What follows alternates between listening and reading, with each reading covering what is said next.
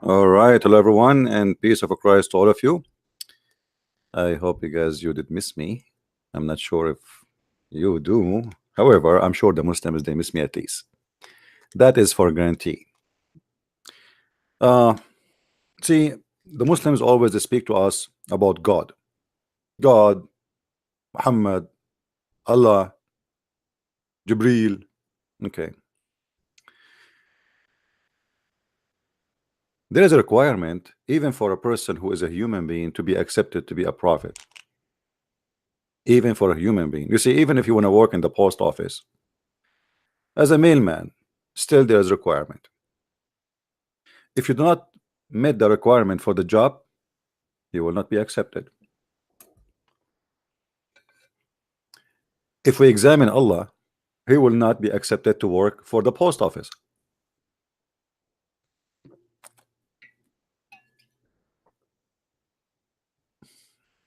I'm drinking water. Hold on. All right, my throat is dry, talking too much. So if we want to believe in Islam, shouldn't be at least that the God of Islam can prove that he is God? You see, I am not an atheist for sure. I believe in God. I am a Christian. But this God, he have no qualification for anything. This God, he say the most stupid thing ever. This God, he don't talk, he do poo-poo. So today the challenge is, who is the Muslim wanna call us and show us all the miracles listed in the internet to prove to us that any of them is true? Bunch of liars with no dignity. Not even a single statement on those what they call them miracles is true.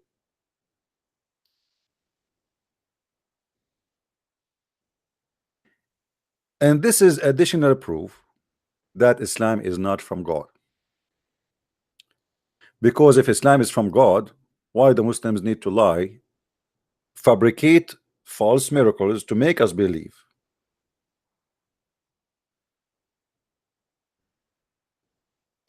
So the challenge here for anyone who is listening from the Muslim clan, who of you dare to call me and show me a miracle done by your God? Thank you for those who says they love me. You see, I don't get scared from the word we love you unless it is coming from a female. The second it's come from a female, I go hide. As long as it's coming from brothers, I am okay with it. Because I'm afraid that Muhammad, he might be here and he hear you and he think we love you is for him. This guy, he don't take it in a friendly way, even if you're a child.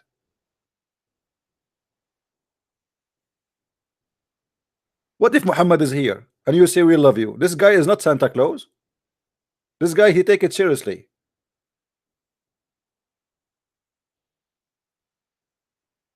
You better be careful. So who is the Muslim who want to give us a call and tell us how Muhammad became a prophet and how Allah became a God? You see, they are debating us about the Trinity, but they cannot debate us if Jesus, he resurrected people from death. They cannot debate us if Jesus, he made the blind see. They cannot debate us if Jesus, he healed the one who cannot walk, he healed the leper, he tell you what you can hide in your house, which means he know the unseen. They cannot debate us if Jesus is alive right now or not. They cannot debate it if Jesus have father or not. All of this about Jesus, they cannot debate us about. So they want to debate about the Trinity. But their God have a zero. They have a God. If we open the account of Allah to see how many miracles he have, we found zero in his account.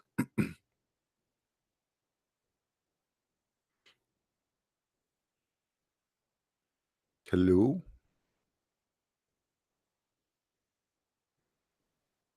Who is the Muslim when I give me a call? My Skype is open.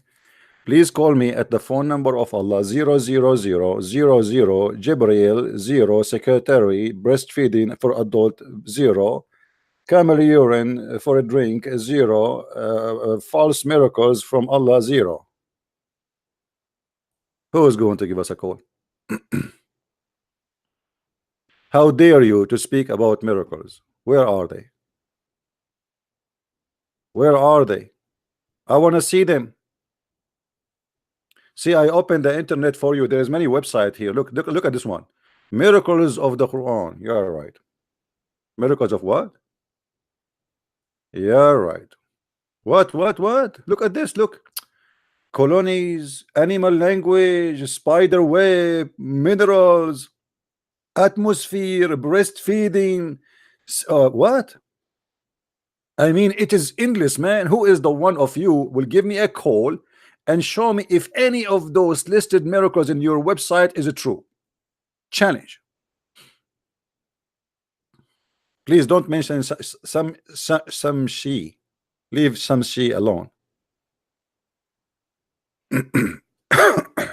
Any Muslim?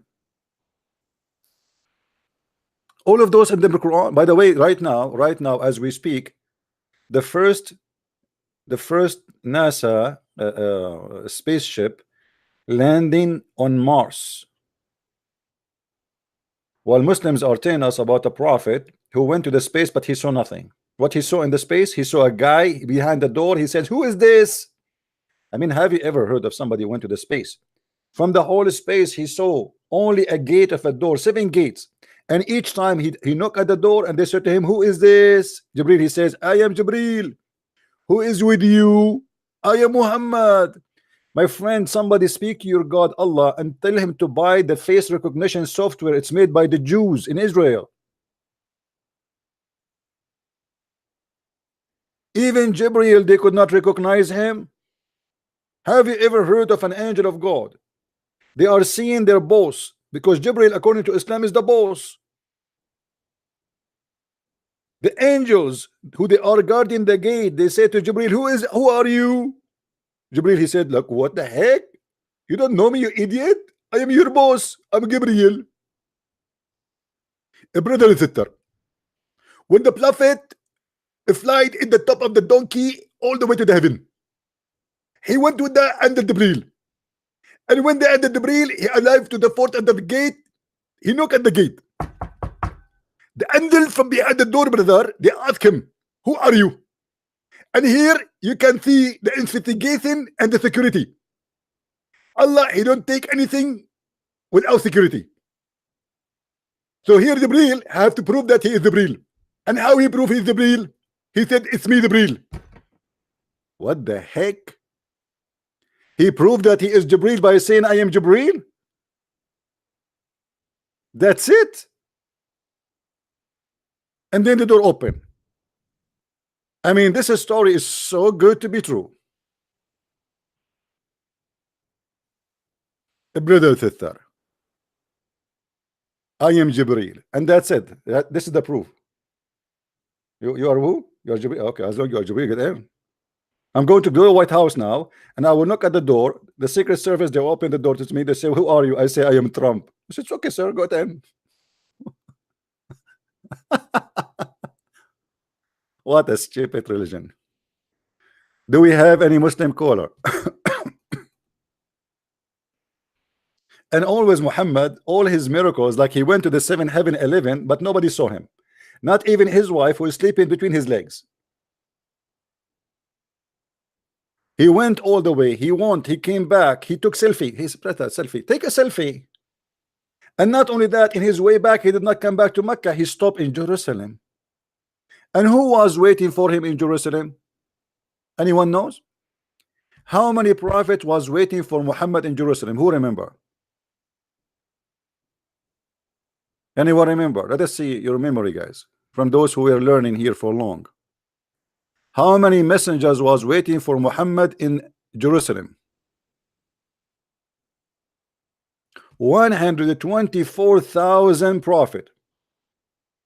Have you ever heard of a city can fit? At that time, Jerusalem is so tiny, so small. 124,000. All of them, they are prophet. And what make it more horrible, the 124,000 prophet, they are all flying with a donkey. That's mean we have 124,000 prophet and 124,000 donkey, and yet nobody saw them.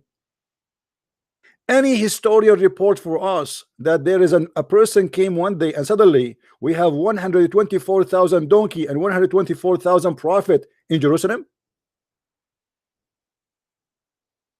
Who wanna prove to us that this story is true? Muhammad, he went to Jerusalem and he visited the Aqsa, but there was no Aqsa at that time.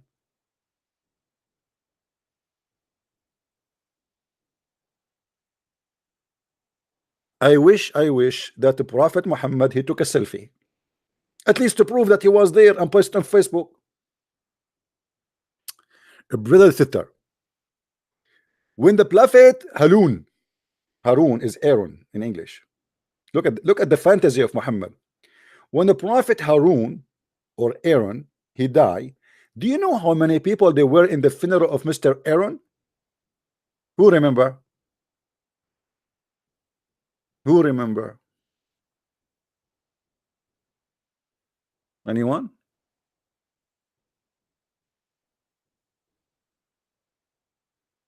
Nobody? 40,000. 40,000. 40. You remember? Muhammad Hijab, he said, for 4,000 years, 4,000 years, the Jews instructed not to break the command of God. 4,000 years, they did not mention Trinity. The stupid, he forgot the Quran says the Jews worship Uzair. He left as a donkey, he never came back as a horse.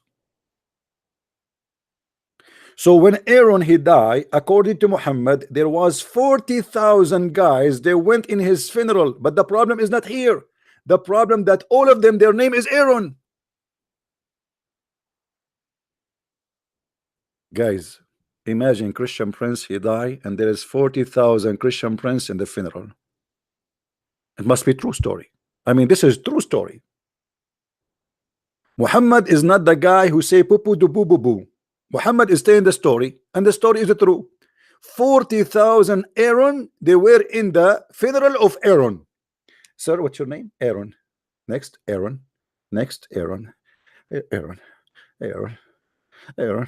Okay, I'm shaking hands with in the funeral now. You know, 40,000 guy, their name is Aaron. Why? The whole city, her name is town. The whole Jews, they have no other name except Aaron. Every woman, like not even one when I call her son Musa.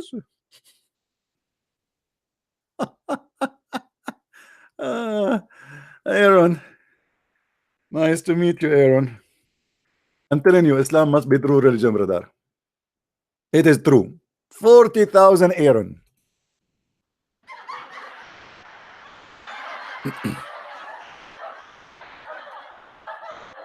Who is the Muslim? He want to be our hero, and he want to give us a call and show us if anything in Islam is a truthful. Anyone? Any two? Sold.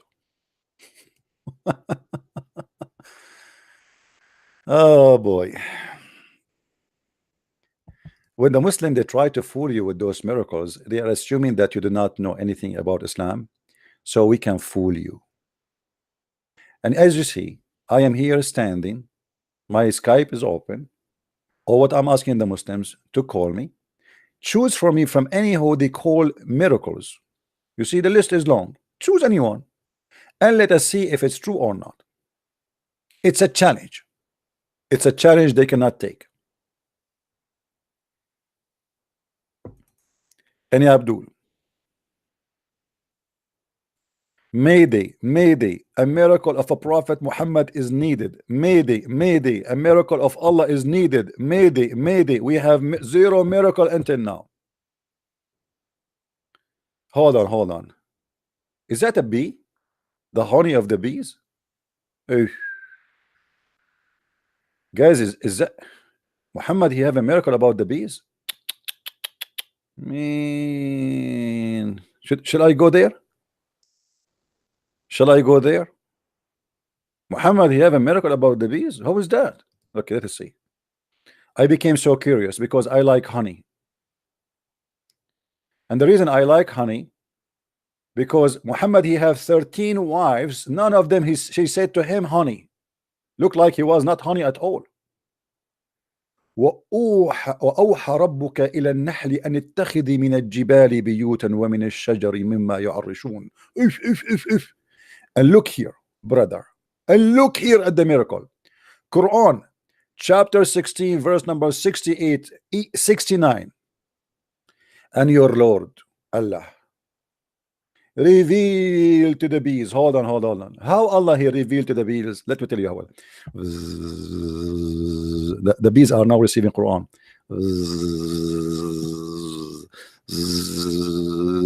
And now the bees is showing. This is like takbir.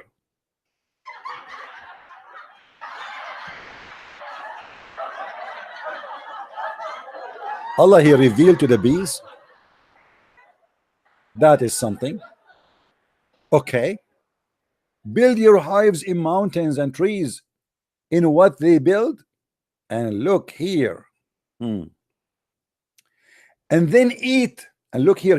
Look. Do you see between the bracket females? Do you see, guys, between the two bracket females? Eat for females from every fruit. Look like Allah, he thought only females they eat.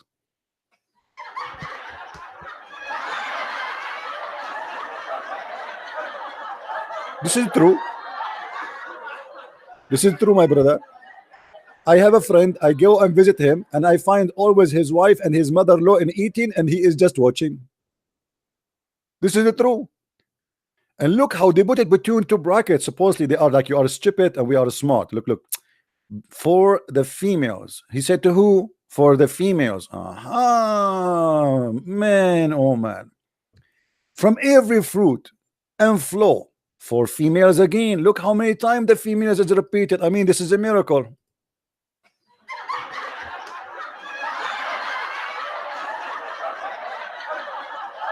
All right.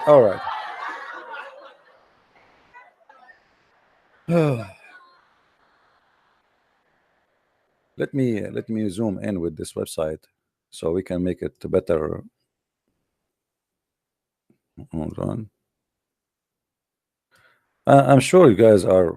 I don't know how many people of you is going to convert to Islam right now after you see how amazing this miracle. All right, I think this is better, isn't it? Is the text clear, guys? Let me know, please, if the text, if you cannot read it. Can you read it in the screen? Is it clear? All right. So, and from every fruit and flow for females, your Lord is in enslaved bath from its bellies exit a drink of different colors, in it healing for man. And there is a sign who are like, this is a sign of Allah. The bees give honey is a sign. But let us see how many stupid mistake here in this false miracle. Let us read down. For the word eat, kuli, is for females. Kul is for male. The Quran used the word kuli for females. Okay, we get this one. Continue. For the word flow a path, usluki, it's for female. Usluk for a male. The Quran used isluki for females. Okay, we got it. For the word it is bellies, butunaha, it is for females. Butunihim is for males. The Quran used the word butunaha for females. Okay. How could an illiterate man who lived 1400 years ago have known that those honey makes bees are from females?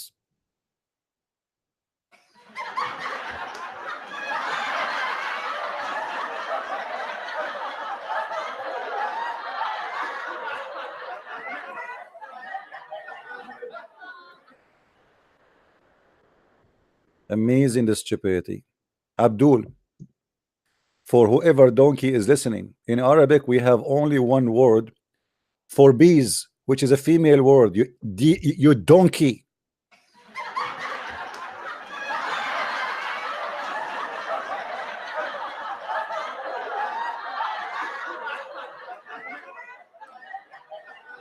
Most of the insect in Arabic, they come as a female regardless of their gender, you idiot.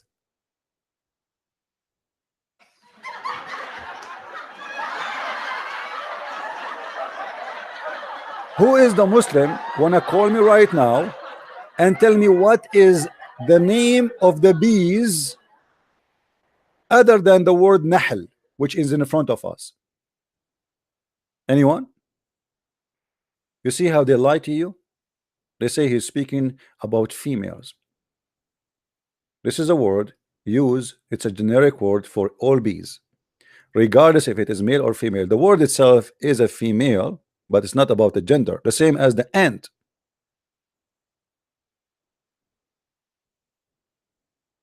When we speak about one individual ant, we say namla. When we speak about one individual bees, we say nahla. It doesn't matter what it is. Stupid liars. Now, in this false miracle, the Muslims, they got their God busted. Why? Because the stupid God of Islam, he is claiming, I read carefully, I'm not the one who's saying that the bees eat from the fruits. The bees eat what? The bees go and eat from the fruits. Read with me. Go and eat from the fruits, and then after they eat, the honey come from their bellies. The God of Islam, he claimed that the bees eat a fruit and shit honey.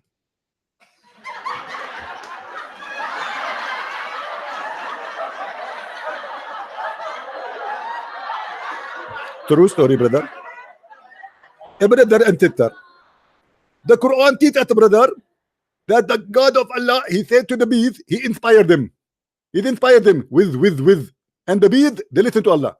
And now they order the order. So they go, they eat fruit.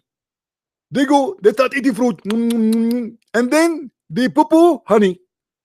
What a stupid God. The God of Islam is teaching us that they eat fruit and they shit honey. I mean, this is a really shitty miracle.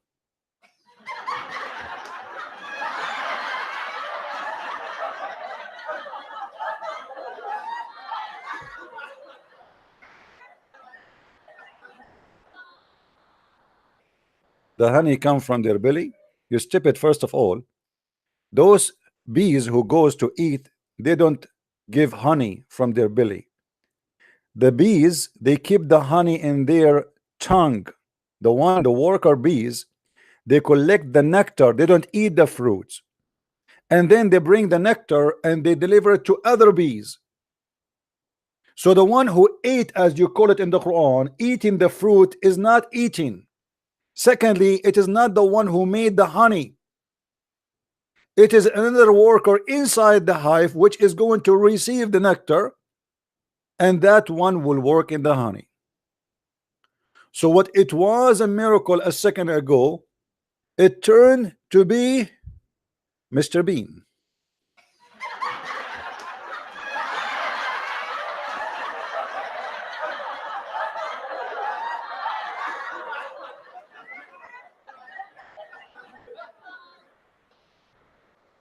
What is next?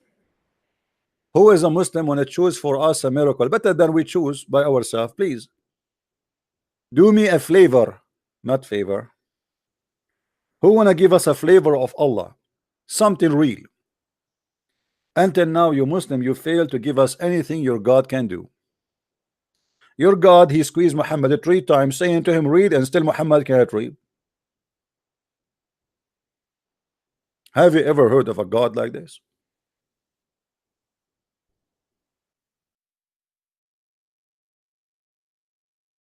Allah, he squeezed the Prophet. The Prophet is being squeezed. He said to him, read. He squeezed him again. He said to him, read. He squeezed him again. After all the squeezing and saying, still Muhammad cannot read. That was a very magical squeezing. Where is the miracle of Allah? Jesus said to the blind man, see, he saw. He said to the man who cannot walk, carry your bed and walk. Wrong, go, go. He did. Your God Allah speaking to Muhammad saying read it 3 times, and instead Muhammad can't read. Even I can teach you how to read in 2 weeks, my friend, without squeezing. Honest to God. Until now, by the way, the Muslims cannot explain to us why Muhammad being squeezed 3 times. I mean, why 3 times? What about 4? Maybe if he do more, you see, the problem is I am upset from Jibril. If Jibril maybe he squeeze him 1 more time, maybe then Muhammad will know how to read. I mean, why you give up? Do you think everybody is the same? Muhammad is an Arab like me, and we need a lot of squeezing, my friend. Trust me.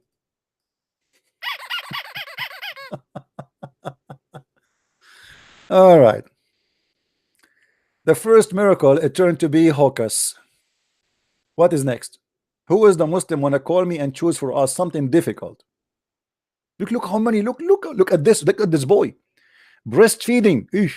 You remind me of the hadith where Muhammad he said, a Muslim woman she have to give her boost to an adult until he suck it 10 different times. I mean, this is alone truly is a miracle.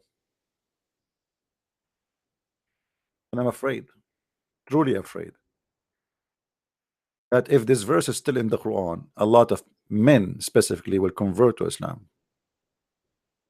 Think about it. A prophet of God, he is ordering women to give their breast for you in order to be in one place.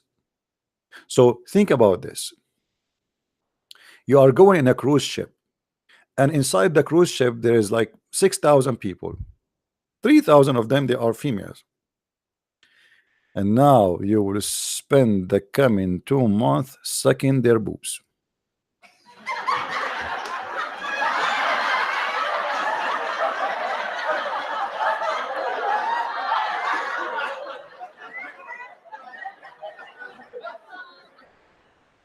That is the God, the wise Allah. I love it. By the way, guys, I'm going to go on a cruise ship soon. I mean, but it have to be Muslim females only. All right, and I will take selfie for you. I will do live broadcast. You go inside your house, you find a man sitting in the lap of your wife, and he is sucking her breast. And you say to her, "What the heck you are doing?" She said, "Just shut up, idiot. Don't you know what the Prophet said? He said, give them my boobs 10 times until he's satisfied." Look at the guy, he is not satisfied yet. We Muslim brother, we are very protective to the point we don't allow you to shake the hand of our wife, but you can suck her breast. It's halal and lawful.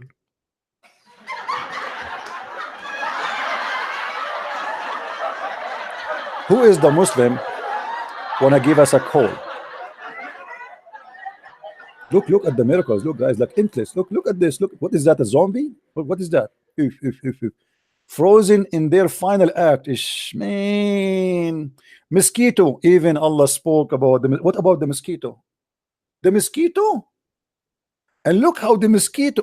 Look at this mosquito, man. The Muslim, they choose the right mosquito to present a miracle of Allah. Look at this. I mean, this is the drone alone is a miracle.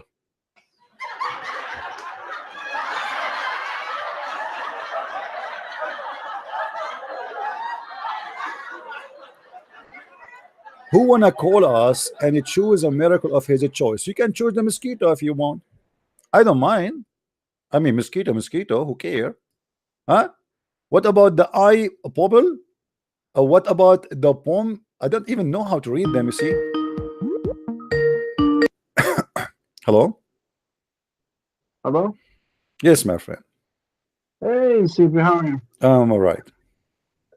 I was wondering, I was a big fan of you, but until you were, you know, I don't think that as a person, as a Christian, you're supposed to. Shut up. You don't think as a Christian we should do this? Don't do this. Shut up, don't call me again. Coward liar. A Christian who don't expose the devil is no Christian. So what do you want? You want the Muslim to deceive your children? You are a fake Christian. You are no Christian. You are a Muslim. You want your child to come home and believe in this garbage and he convert to Islam? You are a false man. If you are really a Christian as you claim, that means you lost your mind and you are following the devil. Somebody hijacking the name of Jesus, you idiot, putting it in a book, claiming that all the miracles of Jesus is done by different God, and you have no dignity to prove that this false, and you claim yet to be Christian. You are a certified donkey, and you are no Christian, and you are a Muslim. False call. Next. Who is the one who will be hurt by exposing these false lies? We are hurting the feeling of who? A guy like this. Satanic people who believe in Muhammad. If you claim to be Christian, then you should be happy that there's somebody who speaks the language of this cult, and he can expose them so no Christian child will be misled. This guy is saying to us he don't mind if a Christian child convert to Islam and go to hell just because he don't want to offend the devil and the lies of the devil. Isn't it Jesus? He said the devil is the father of all lies. You are afraid to defend the devil? You are afraid to offend the devil? Coward, follower of the devil. Who is the Antichrist? Somebody tell me what the Bible says about the Antichrist. Who is the Antichrist? Isn't it the one who denied the Father and the Son? This is what Islam does 24 hours, 7 days a week. And this liar, he claimed to be Christian, and he don't want us to expose the Antichrist. Coward potato. I feel sorry for your wife if you are married. I advise you to put you in the laundry machine and put a lot of detergent. Maybe you will get better. But I don't think so. Do we have any brave Muslim would like to call us? Anyone? Christian Prince, I used to be one of your fan. My friend, I have many fans on home here at home. I turned them off all because it's cold here. I don't want you to be my fan.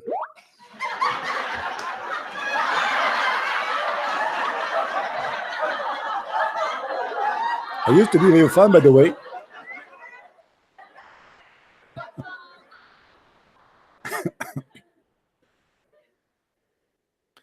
True story. Do we have any Abdul here?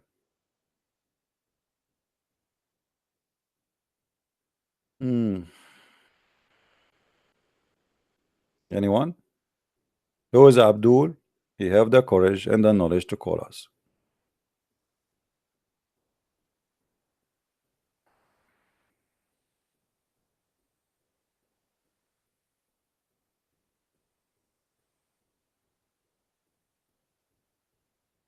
Anyone?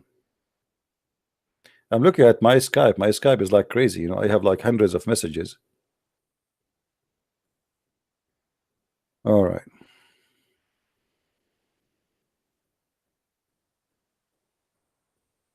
And I'm getting a lot of health advices about being to take care of my health. My friend, don't worry about my health. My time will come and I will go to my Lord, but I will be happy I did my duty. Let that day come. This is the last of my worry. Who is the one who is going to call me, please? Who is the Muslim want to show us that any of those you claim to be scientific miracles in Islam and in Quran is it true? Is that a hamburger? Fasting and the medical benefit? You see, the Muslim, they are talking about fasting as if they are the one who discovered fasting. Muhammad, in the beginning, he walked by the Jews. He heard the Jews fasting. He said, what are you fasting? They said this is the day of Ashura. He said to them, what is the day of Ashura? They said this is the day when Moses he crossed the sea. He said, you know what? We are more close to Moses from you. So Muhammad he start fasting Ashura. Have you ever heard of a prophet his God never told him about Moses and what happened to Moses? He's asking the Jews, what is this day and what you are doing and why? And then they told him why, so he liked it. He decided to start fasting. And then after that, he met with the Sabians. And the Sabian, they told him we fast Ramadan. So Muhammad, he chose to fast Ramadan and he dumped Ashura. The miracle of the fasting. Any Abdul. Speed of light. Ew. Look guys, speed of light. The speed of light is in the Quran. Do you notice until now not a single Muslim dare to call us? Did you notice?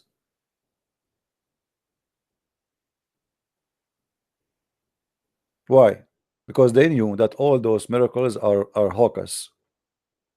Otherwise, trust me, they will be all over me, calling me right now and making me challenge one by one. Look how many, look how many, choose one. Maybe this guy is a Muslim. Hello? Hello. Yes, my friend. Yes. I called you a couple of days ago. I'm a Christian, so I was asking about the Arabic word for that you were using. You said it was ilah and ilahi. Is that correct? Ilah is God. Ilahi is my Yes. God. Yes. And during your live stream, you said that al means God, but la is some other name. Yes. So you said ilah is a word you use, but it also has la in it. So is that not using that other name as well? Or? No, you see, there's no la. You see, this is in the how it appears. It's like il is the word God. Ilah, ilah is the God, is not a name. Ilah, ilah, not la. Oh, so it, Ilah, ilah. See, we are learning from the Aramaic. We Arab, we stole from the Aramaic, the same as the Hebrew. Actually, most of their language is taken from the Aramaic people. So ilah can be ilaho, can be ilaha, can be ilah, can be el. It can, but it is il. Il is the word there. It's not a name. There's no name. Il is the word God. That's it. The rest is either to make it like depend in the sentence how where it is, where it's located.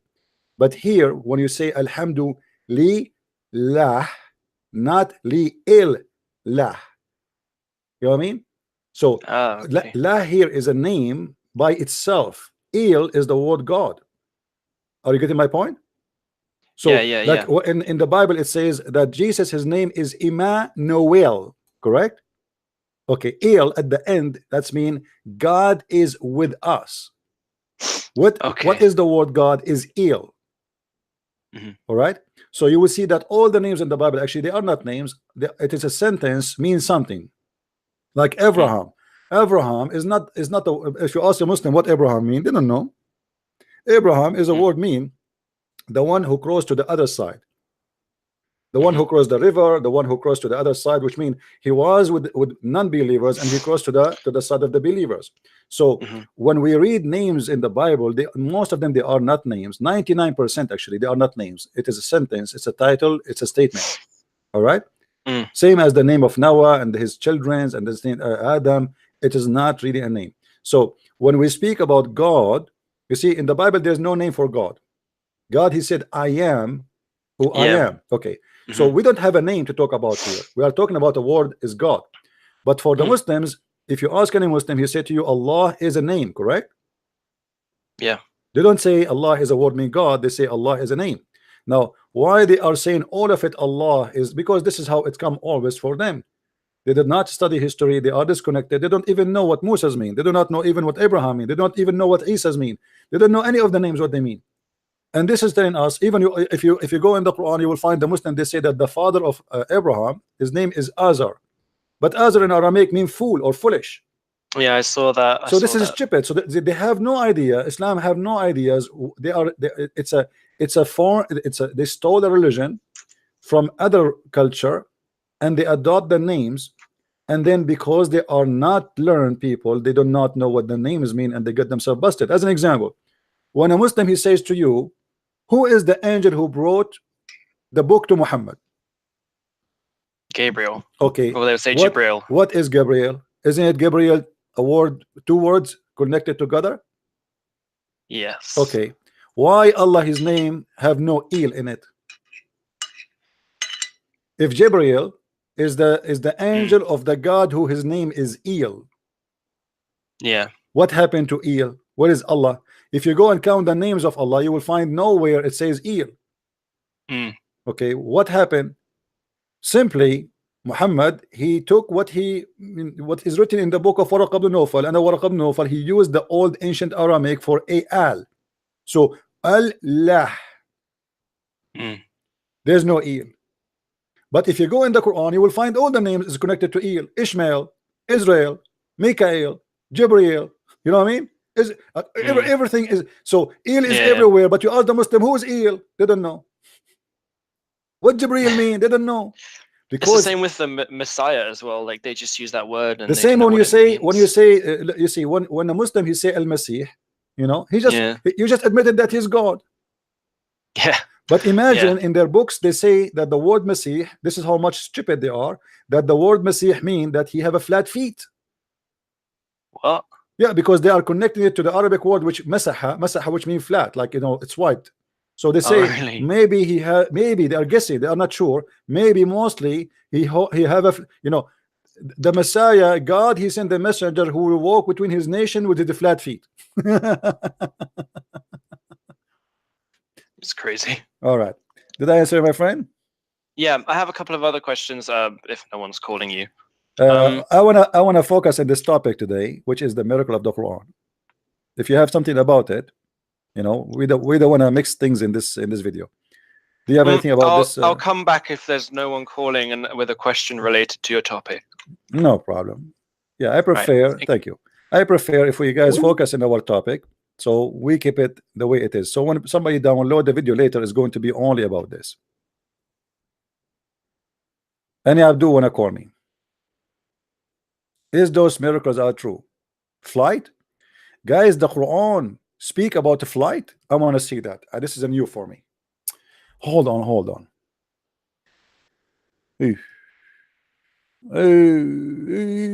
If that's deep, that's really deep. I am in a deep trouble. Man reach the sky. The Quran speak about man reach the sky. Are you sure? Are you sure? Read with me, guys. 1400 years ago, the highest altitude a man could reach was the height that could jump, but could jump. You never heard of something called climb?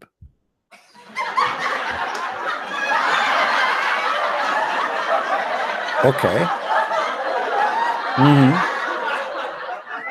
What do you mean jump? Let it go. Let it go. But the Quran foretold that man someday will reach the sky. The Quran says that. If. Quran chapter 29 verse number 22. You cannot escape Allah might on earth or in the sky. If. And you have no protector, no savior beside Allah. And now this is supposedly about Allah saying that the man he will go to the sky. Let me get the Abdul busted. Should we start, guys? This is very interesting claim, because this claim will show you that Islam is a stupid cult. Let us go to the Quran and laugh together. You Muslims are asking for it. It's not my fault. Don't blame me. Okay.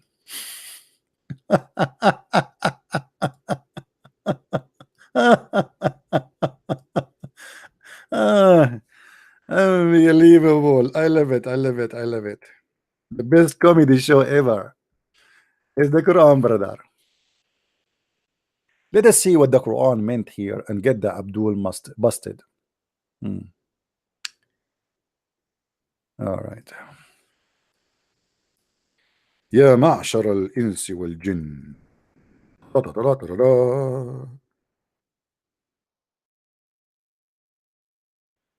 All right.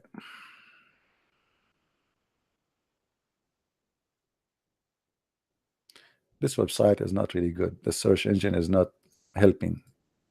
Let us see here.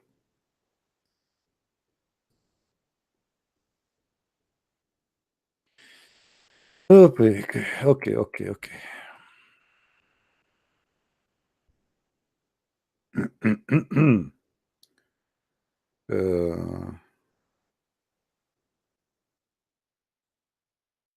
See, the other website is not working for some reason. Like it worked, but when you find something, you cannot jump to the verse right away. Let us try there. What we can do.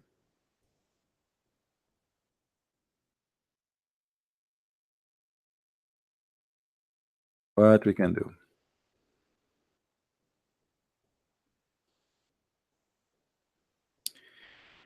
يا معشر الجن والإنس إن استطعتم أن تنفذوا من أقطار السماوات والأرض فانفذوا لا تنفذون إلا بسلطان.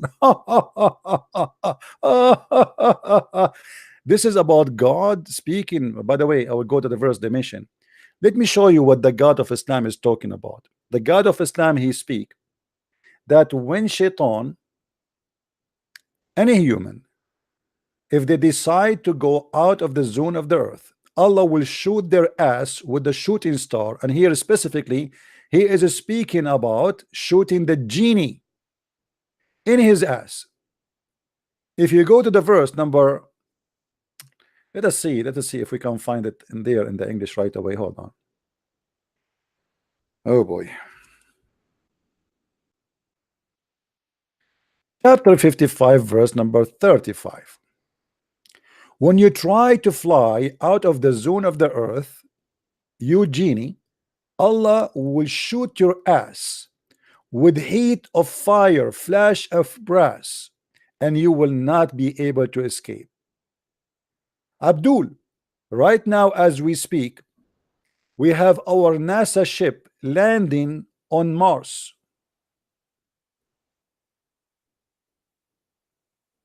Right now as we speak, NASA live, watch inside Mars landing online. Your God, he challenged mankind and the genie to go out of the zone of the earth, and yet we are there from long time. Your God claim that we cannot escape the zone of the earth and the sky, and if we try, he will shoot our ass. May Allah ask you. Unbelievable.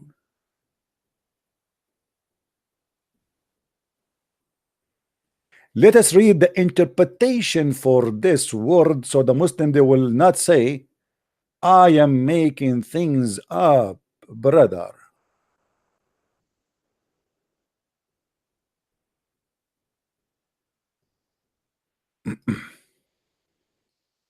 Ibn Kathir,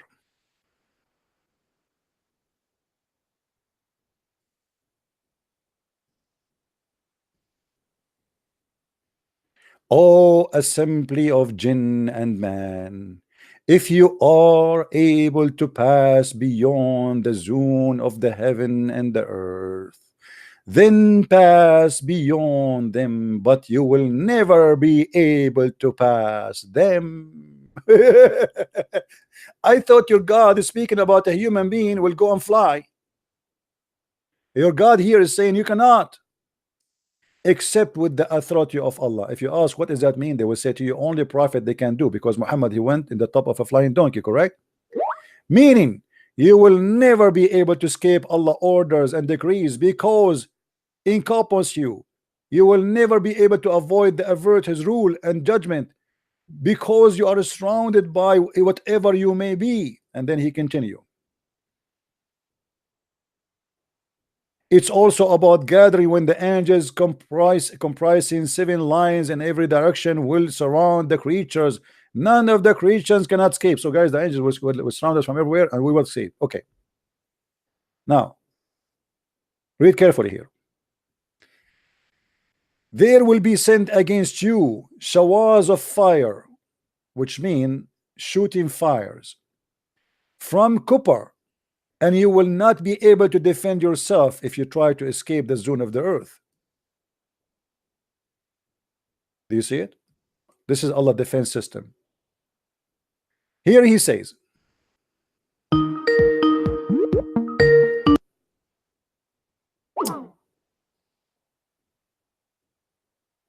do we have any Muslim on a call? Any Muslim on a call?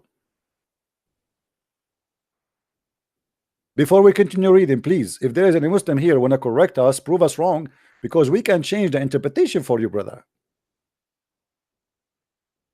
Anyone? In different verse in the Quran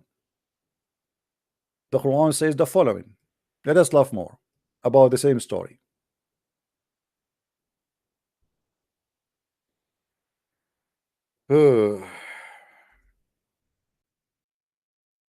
Muhammad is speaking that if anyone try to fly to the sky because he want to spy at Allah, and this is something maybe the CIA or the KGB would try to do, or even the genie, Allah is going to shoot his ass again, and you will not be able to do so. Read carefully with me. Chapter 36, verse number 6.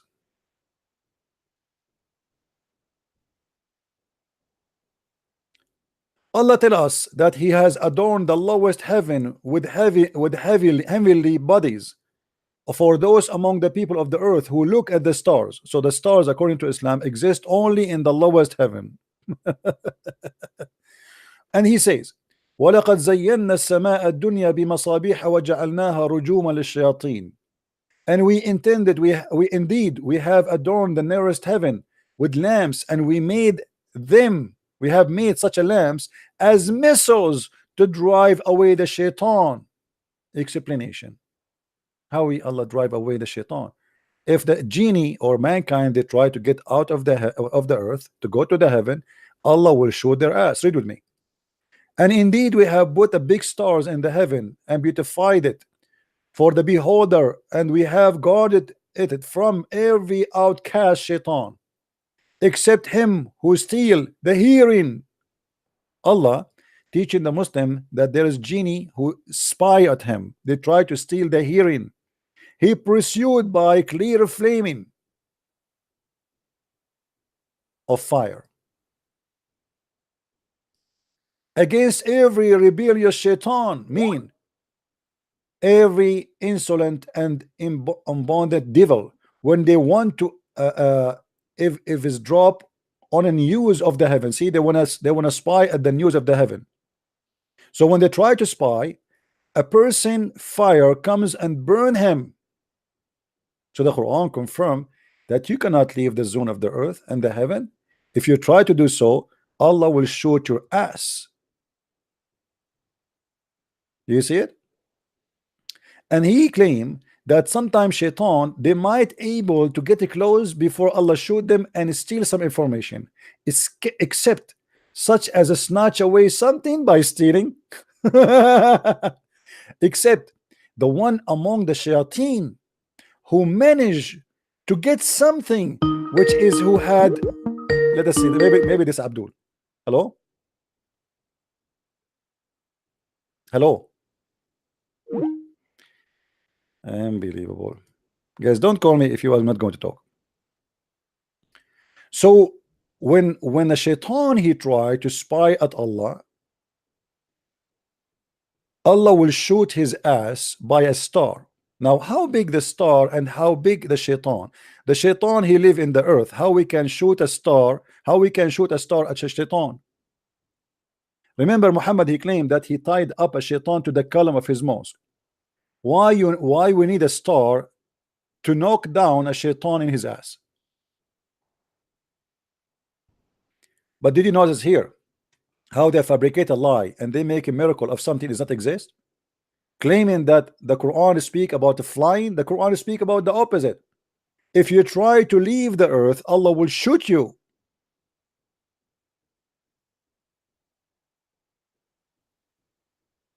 Do you see how they fabricate everything upside down? What is a joke, what is a fiction, it turned to be a miracle. I never saw a Muslim making a video speaking about Allah shooting anyone trying to get out of this of the zone of the earth, because this is what the Quran is saying.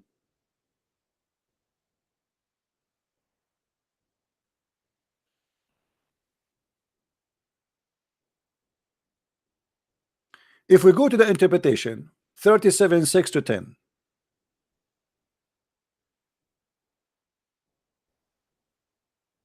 more interpretation, just to show you we are not picking up our like certain books we like. It doesn't matter, all it is the same garbage. Doesn't matter really.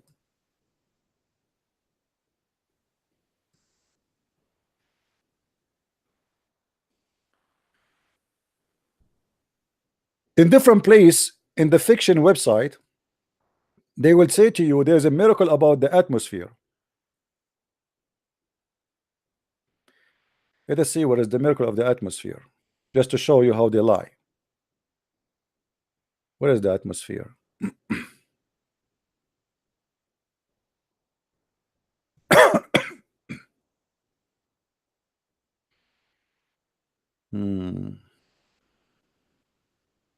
Here we go. If you go in this here, in this miracle, they say to you in chapter 6 verse 125, Allah speak about the atmosphere. How is that? He said, those whom Allah he want to guide, he opened their chest to Islam, and those whom he wants, he leave astray, he makes their chest tight and constricted as if they were scanned into the sky. First of all, my friend, here there's a stupid mistake right away in the front of your eyes. If the Quran is speaking about how you feel when you go up to the sky, that's not about really something new. When you go to the mountains, you will have a hard breathing, you know, because you are climbing and you are going to have less oxygen. But this is what he's saying here. The verse in the Quran saying in Arabic that the one who is as if his chest became narrow. ضيقا حرجا. ضيقا mean narrow, which mean your chest is getting smaller. That is the opposite what happened when you go up to the sky, because in the sky the pressure is a lot less. This is why airplanes, they have to maintain certain pressure, otherwise your veins will explode. If you go, the higher you go away from the ground, the higher you get to the space, the more the pressure goes until the pressure became almost zero, and then you are dead. Actually, you will be dead long before that. So what the Quran here is saying, that your chest will be constructed tight. In fact, is going to be the opposite, because the less pressure on it, the bigger is going to go, and that's very normal. And this is why if you go and see those who live in the mountains, you will see that they have different physique. Their chest is bigger, their shoulder is wider, because their lung is bigger than normal people. Why? Because in the mountains there's less pressure and less oxygen. Same time, in different like you usually they have other, I saw another one speaking about the atmosphere in the Quran, and they say to you that the Quran speak about 7 layers in the sky. But as you see here, we just saw that in this verse is speaking about that Allah created 7 heavens and the stars is in the lowest heaven. So if this was about 7 atmosphere layers, which is not true, by the way, the atmosphere does not have 7 layers. This is a false. There's division between them, and the Muslim, they try to count what is between to make it 7, but the Quran make it clear that those are 7 heavens, not 7 layers inside the space. And as you see, the Quran claim that in the lowest heaven there is the stars. Now if we go to the verse after it,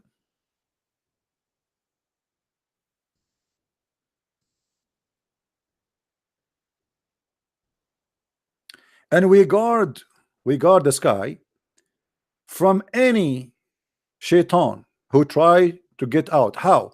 Read with me carefully. We say we have guarded with meteors from every min, from kulli, from everyone who try to transgress or to go through. Do you see it? So the Quran confirm that nobody can leave the space of the earth, and if you try to do so, Allah will shoot your ass. But as you see, mankind, they went to the space already. And the first one who went to the space, it was a communist, you know, and the American, and then the Chinese, they have a spaceship. So everybody went to the space except the Muslims, and the Muslims now, they are paying money for American and for Russian so they can go to the space.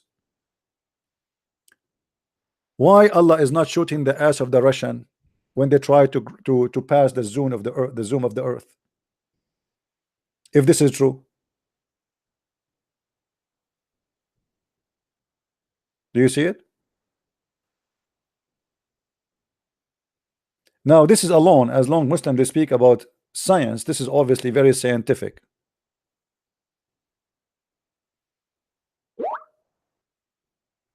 Any Abdul?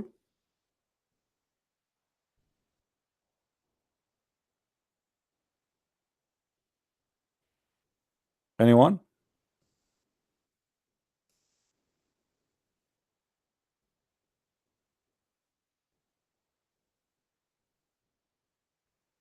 I don't know. Sometimes people they send me weird messages. Somebody saying to me saying, Isaiah 48:8, I am Yahweh, that is my name.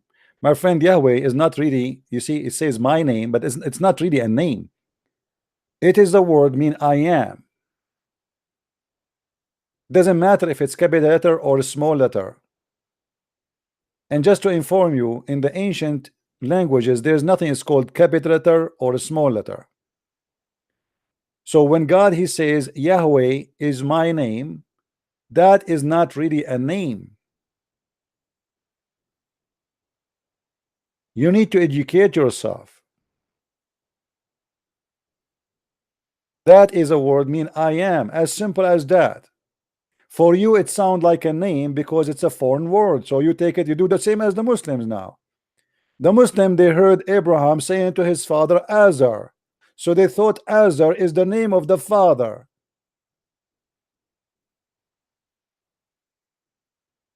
There's no names in the whole Bible. No names. Even the names you think it's names for normal people, it is not names. You can go and check the book of Genesis. Start from Adam. The word Adam, what does that mean? The word Eve, what does that mean? The word Noah, what does that mean? The names of the children of Noah, what they mean? You will see none of them is a name. This is an amazing book, my friend. It is not a book telling us names. Even the names, you think it's a name there, it's a message of God. There's a video in YouTube made by a wonderful brother. I don't know him, I saw his video. It's called Secret Code in the book of Genesis. Secret Code in the book of Genesis. You can go to Genesis 5 and you will find that all the names of Noah and his children,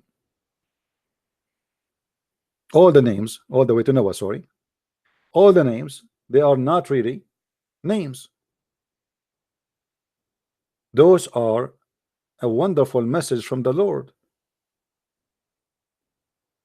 You think it's a name because it's a foreign language for you. This is why I say it's very important to understand any belief is to understand the language, because you will miss a lot if you do not know the language.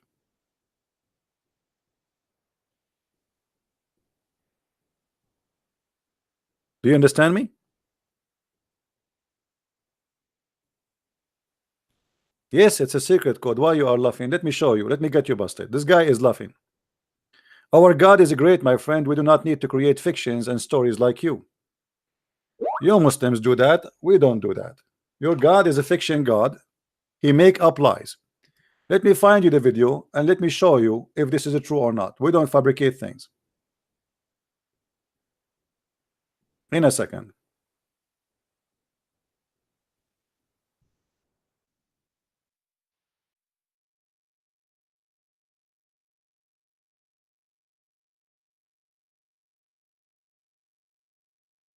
Here we go. There's another place that God appears to have laid out his plan in advance, and that's in some subtleties, and one of which I'd like to share with you in Genesis chapter 5, a genealogy. The genealogy in Genesis chapter 5 goes from Adam, the first man, down through Noah. And in Genesis chapter 5, if you wade through that, I encourage you to make a list of the names. Adam gave birth to Seth. Seth, Enosh. Enosh, Kenan. Kenan, Mahalalel. Mahalalel, Jared. Jared, Enoch. Enoch, Methuselah. Methuselah, Lamech. And Lamech was the father of Noah. Let's take these names. 10 names. But see, the problem is we need to know what the names mean. And if you have a study Bible or a source, a lexicon, what have you, you know that the name Adam means man. As you go through your Bible, when these names are typically first introduced, most of your marginal footnotes will tell you what the name means. Adam means man. Seth means appointed. Enosh means mortal. Kenan means sorrow. Mahalalel means the blessed God. Jared means shall come down. Enoch means teaching. Methuselah means his death shall bring. Focus, focus. Lamech means the despairing. And the word Noah means rest or comfort. Now, let's read that genealogy as a sentence. Man is appointed mortal sorrow. The blessed God shall come down, teaching that his death shall bring the despairing comfort. Unbelievable. Isn't that wild?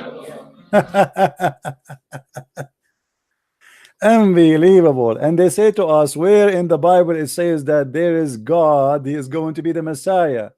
Where is in the Bible it says that God, he is going to come and he will be crucified?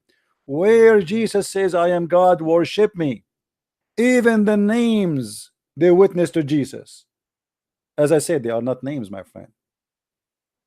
We are very naive when we don't educate ourselves. We think those are names. There's no names. Emmanuel is not a name. Yeshua is not a name. Christ is not a name. Yahweh is not a name. Those are description, a message of God to you.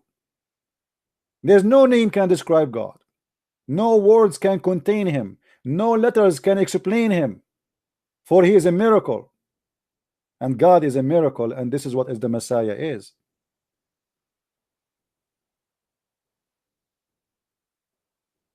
Don't be naive.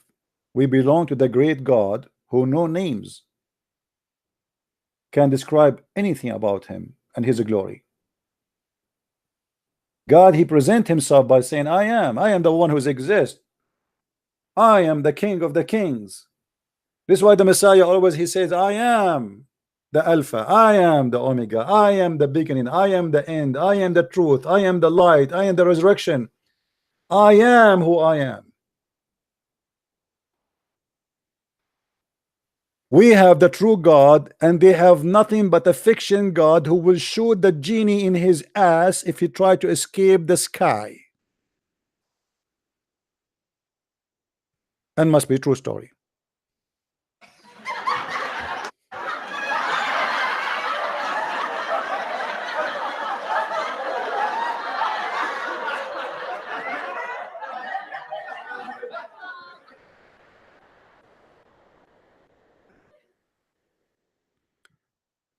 Muslims are copy-paste people. Nobody knows even what he's copying. If I ask any Muslim now, when you pray every day, what do you do? Just to show you how stupid this religion is.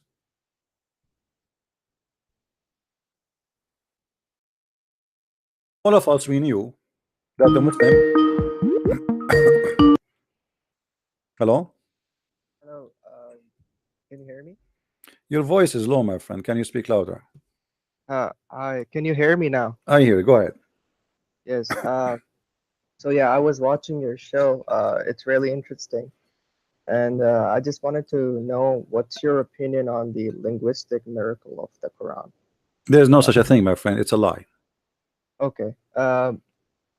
But Muslims like Noman Ali Khan. I got them busted. I have many videos. I busted them already. Every single one of is a lie. All right. Yeah, Thank you. you can watch. There's videos I made. Like what? Miracle number 19. And all those. It's a fiction. It's a big fat lie. Okay. Yeah. And my friend, let me ask you a question before you go. Why Allah did not discover the miracle of number 19? Why Muhammad did not say to them the miracle of number 19? Yeah. You see, the Muslim, they come to us with the stories which is very stupid and very funny. Let us assume like that he said Muhammadim in the book, the Song of Songs. Okay, hold on. Why Muhammad did not hold the Song of Songs in his time? He says, look at my name, Muhammadim, there to the Jews. Did that after 1400 years he was more educated than Muhammad? Yeah. Did that himself, he was speaking about the Song of Songs in many videos, that this is the book of porn. He said, can you read this book for your child? He was ashamed of it. Suddenly somebody told him the name of Muhammad is there. Suddenly the Song of Songs became holy. Just Yeah, my but friend, always when a Muslim they say something to you, use your brain. The first thing should come to your head. Muslims always lie to yeah. prove their But religion. the thing is I'm not an Arab. All right. No problem. So I have tens of videos. You can get my books. I wrote many books. I refuted all their false lies with details and reference. mhm. You can go to Because Amazon.com and you can get all my books. Just type Christian Prince or any Amazon, not necessarily Amazon.com, Amazon, Germany, wherever you live, and you will find the list of my books. And I refuted all their lies. It is a pure lies. And this is why you see okay. I am So live and but whenever air, they say live and air. And did you see me? Did you hear me saying who dare to call me and choose any one of them, including the one about numbers? mm, But they were not there. Why? well, Where is Nu'man Khan? I challenged all of them. mhm. Nobody well there. he makes videos like about the if you read the chapters from the first passages and the last passages, My they friend, are similar my friend, it's in the copy. this first of all, this is stupid. That can be exist. Like this is what Nu'man Khan he says. As an example, they say to you, they found the DNA in the Quran. Okay, so what DNA? DNA. So Mhm. any word have DNA is going to be about DNA. So like if I go with him, excuse my language, I'm not being speaking filthy. I can find you tons of words in the Quran seeing the word shit. If I do what he do, because he took only 2 letters out of a word. You know what I mean? Mm. So what they try to make it look like a miracle is a joke. Uh, And they can choose one for us. Let us see. We have a caller. Hold on. Hello? Sorry. Hello? Are you there? All right. Guys, look at the Muslim prayer just to show you that this is a false cult. When a Muslim he pray 5 times a day, what he say? Chapter of Al-Fatiha. What is a chapter of Al-Fatiha? Read with me and laugh. In the name of Allah, most gracious, most merciful. Hold on. Is that the Muslim saying or Allah saying? No, Allah is saying. So if Allah is saying, if Allah is the one who is speaking, why he say in the name of Allah if he is Allah?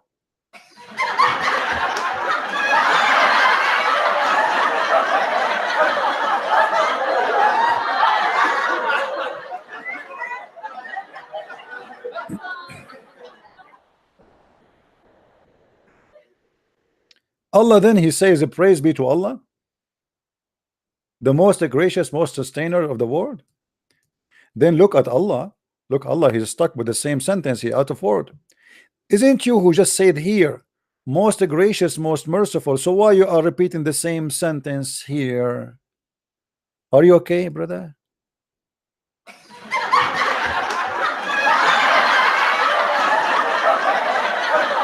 What's wrong, brother?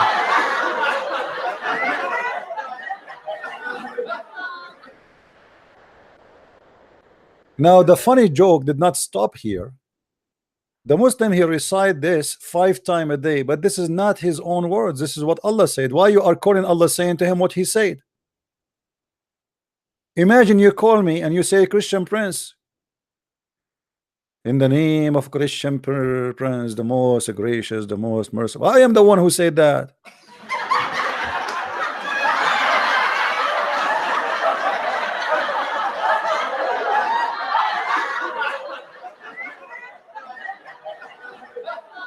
Imagine you have a son. You have a son, he call you 5 times a day, in a certain time, in a certain moment.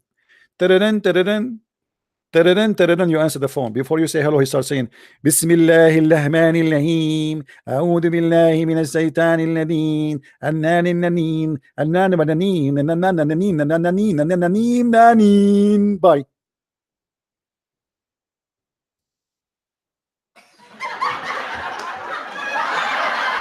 And then, after a few hours, he call you again. And he say the same thing. Tadadun, tadadun, tadadun, tadadun. You answer the phone. Bismillahirrahmanirrahim. A'udhu billahi minash shaitanir rajim.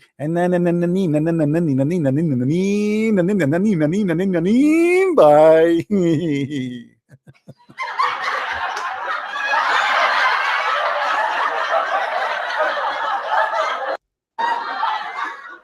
What is the prayer? What is the prayer? I thought you are praying to Allah. What is the prayer? This is what Allah said. How annoying, how stupid it is to go to your phone and you found 1.4 billion messages saying the same thing you said yourself. I wonder what Allah would do with them. Do he erase them every day, or he listen to all?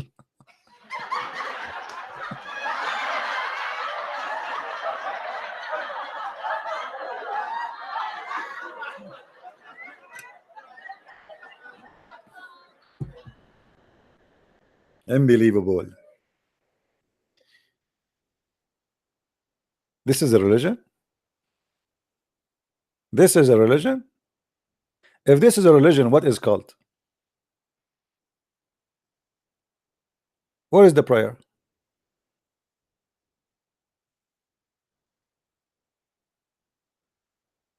Any Muslim want to tell us? What is the prayer? What is your prayer? When you pray, what do you say? You're not praying, you are repeating what Allah said. And you cannot explain to us why Allah he chose the 3 names to introduce himself, but yet you Muslims against the Trinity. And why Allah he say in the name of Allah when he is Allah. From now on, when I start my broadcasting, I will say to you, in the name of Christian Prince. And by the way, Muslim, they love echo, so I will do echo. In the name of Christian Prince, the most gracious, merciful. I'm going to give you versions, never been used. They are brand new from Victoria's Secret. They have no panties. They are so hot. I'm burned. To the point I don't even use any heater in my house. And even I do fry my eggs over their skins. It's a miracle. It's a true story.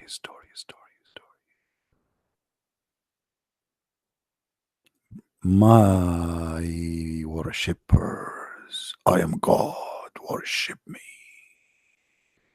I will give you an orgasm of 70 years. Don't do it now, later. Keep your pant on now, please. I mean, obviously, this God is God. Who is who can give a man 70 years orgasm unless this is God? You tell me. Nobody.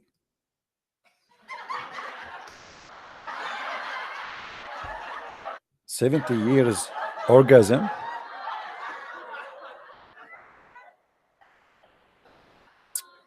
I was asking myself why Allah did not promise me like 69 years. I mean, 69 is more sexual and fit with the topic.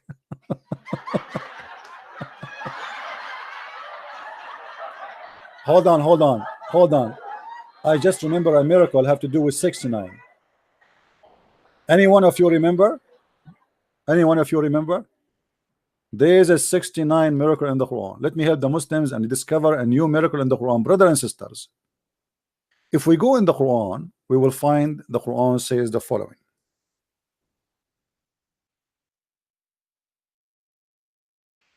This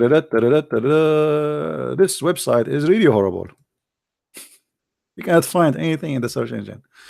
I don't know why. Let us see here. Switch the website.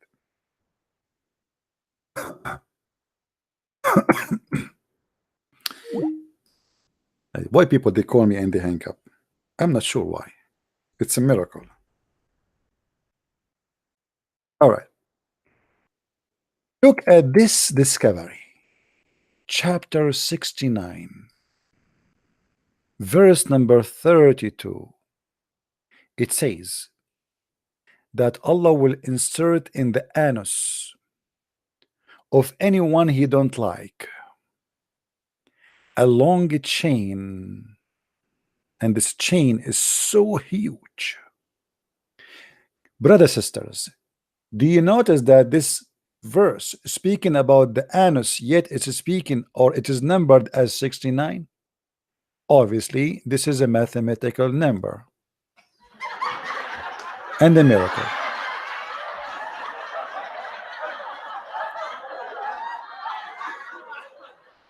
Chapter 69,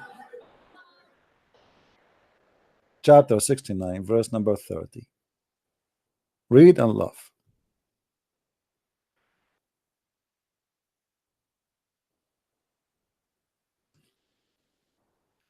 By the way, I want everybody to download my videos because soon I'm going to do cleaning. From time to time, I do cleaning for my channel. I don't keep videos on my channel.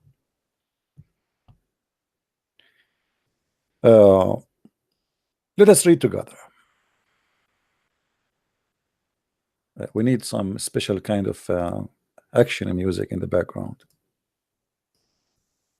Let us see with this story here. Can we find something?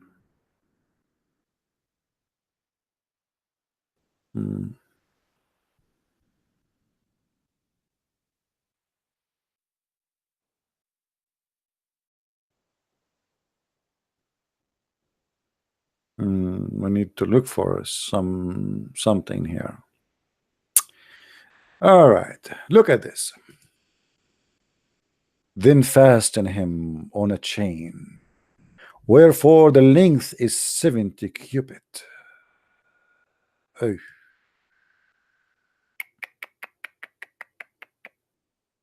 And Kabul Ahbar said, every ring of it, which means the chain, will be equal to the entire amount of iron found in the world. Oof, oof, oof, oof, oof, oof, oof. Imagine how big this chain is. Every ring of it has equal amount of iron which exists in the whole world. Obviously, this is science, and all of this will go inside the anus.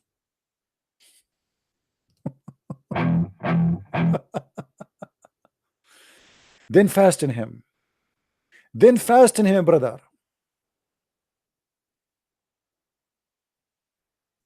And insert. It will be entered into his buttocks and pulled out of his mouth. Then they will be arranged on this chain like lactose, which is going to be roasted. Man,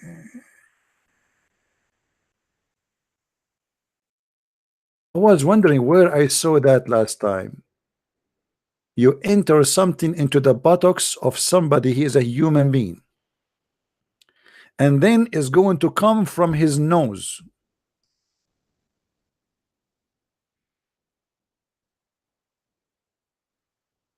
Allah will enter chain in the anus of the one who he don't like, and every ring of this chain is equal to all the iron in the world.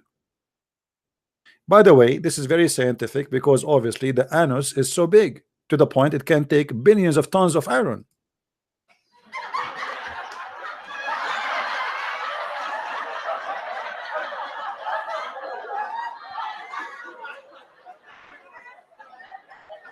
I advise you, my friend, if you are not a believer, to go and buy a lot of Vaseline because Allah is targeting your anus. Sorry, what I can say. I mean, watch your anus, my friend. Or buy insurance over it. Put Vaseline, do something. As you see, it's so big. How are you going to insert? Why Allah? Why Allah He choose the anus? This is why Allah He made anus for mankind. Right?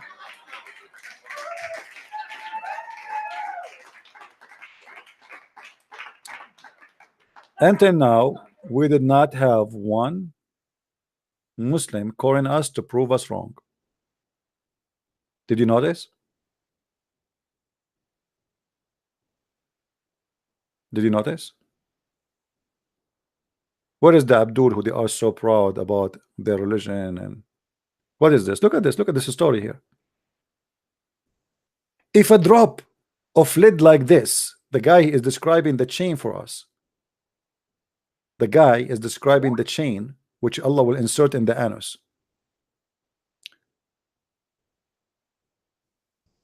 If a drop of lead like this, and he appointed to the skull bones, were sent from heaven to earth, and it is distance 500 years to travel, it would reach the earth before night. Oh, look, supposedly because it's heavy, so heavy, because so heavy, even if it's from 500 years this distance is going to arrive to earth before night. By the way, a 5 years distance measured by the speed of camel or what?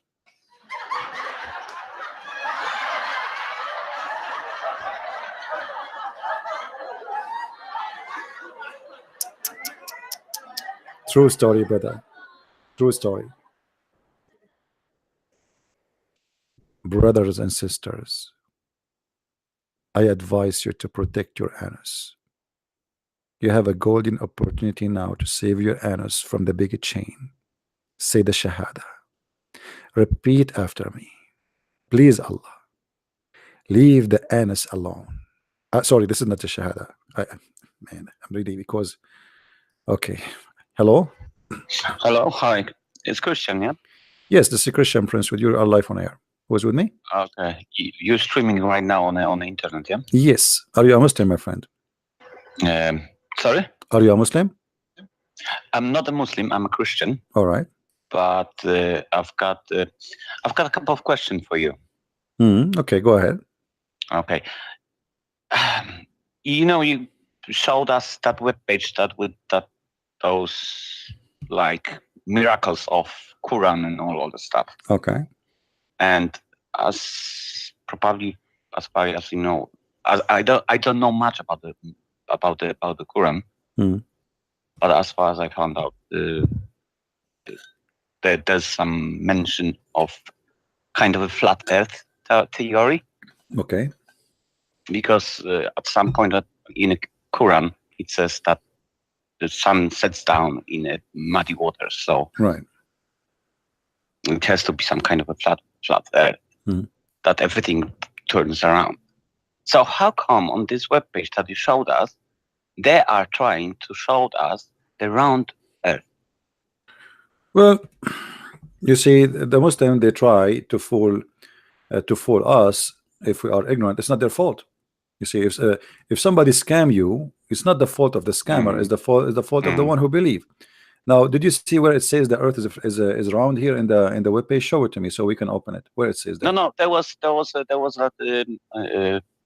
a topic of speed of light, Oh, okay. and it shows the round Earth. Oh, it says that. Okay, I did not notice. Hold on. Where it says that? I didn't see it. The main menu. I can't see that on your. Yeah, the Quran says sky become difficult to us to breathe. I don't see anywhere it says the.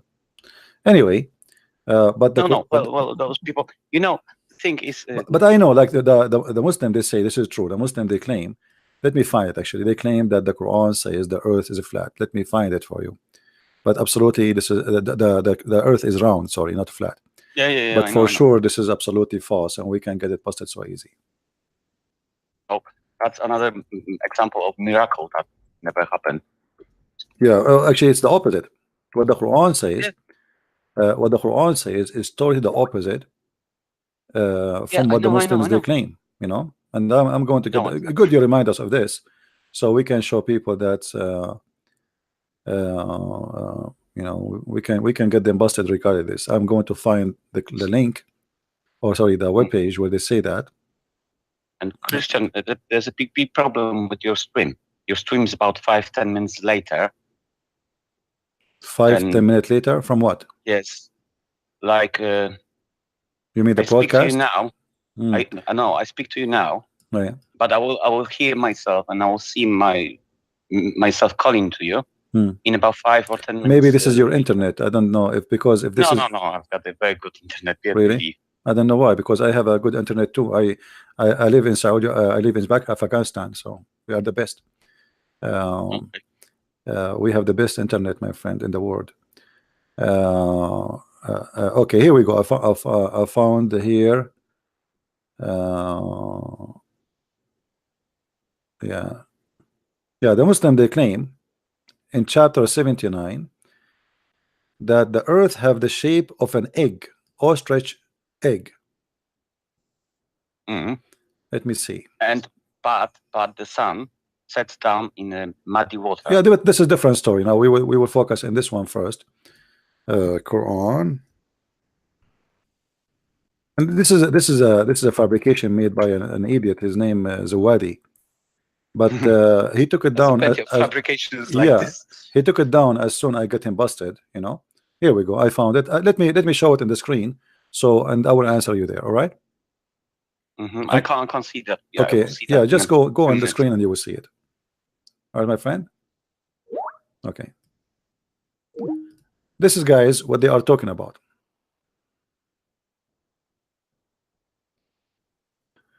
A Muslim here is posting in the internet saying, few translation of Quran 79:30 says that the earth is an egg shaped.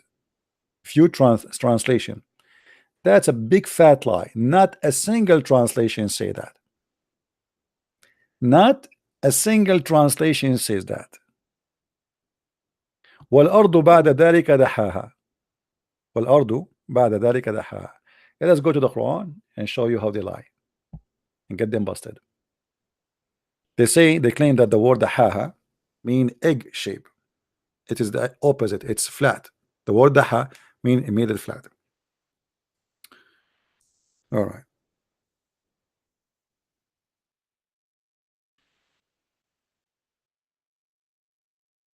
Let's go to the Quran. Man, this website is really bad. We cannot even find. Maybe let us get the whole sentence. Stupid search engine.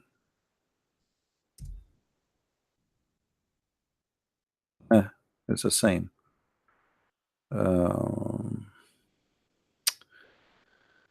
Okay, let us go here. What we can do. But I want to show you all the translation, you know.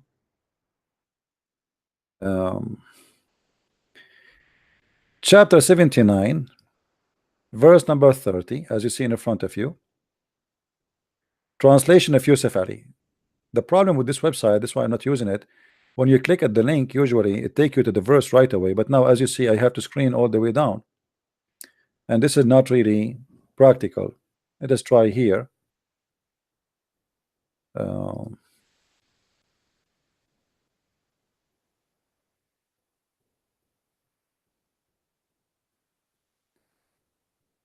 So we can show you all the translation and how they lie. That's why I say never believe a Muslim. Never. You know, it is impossible.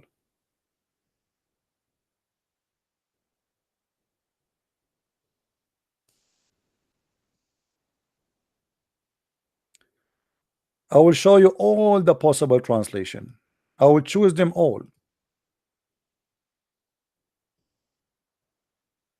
with no exception.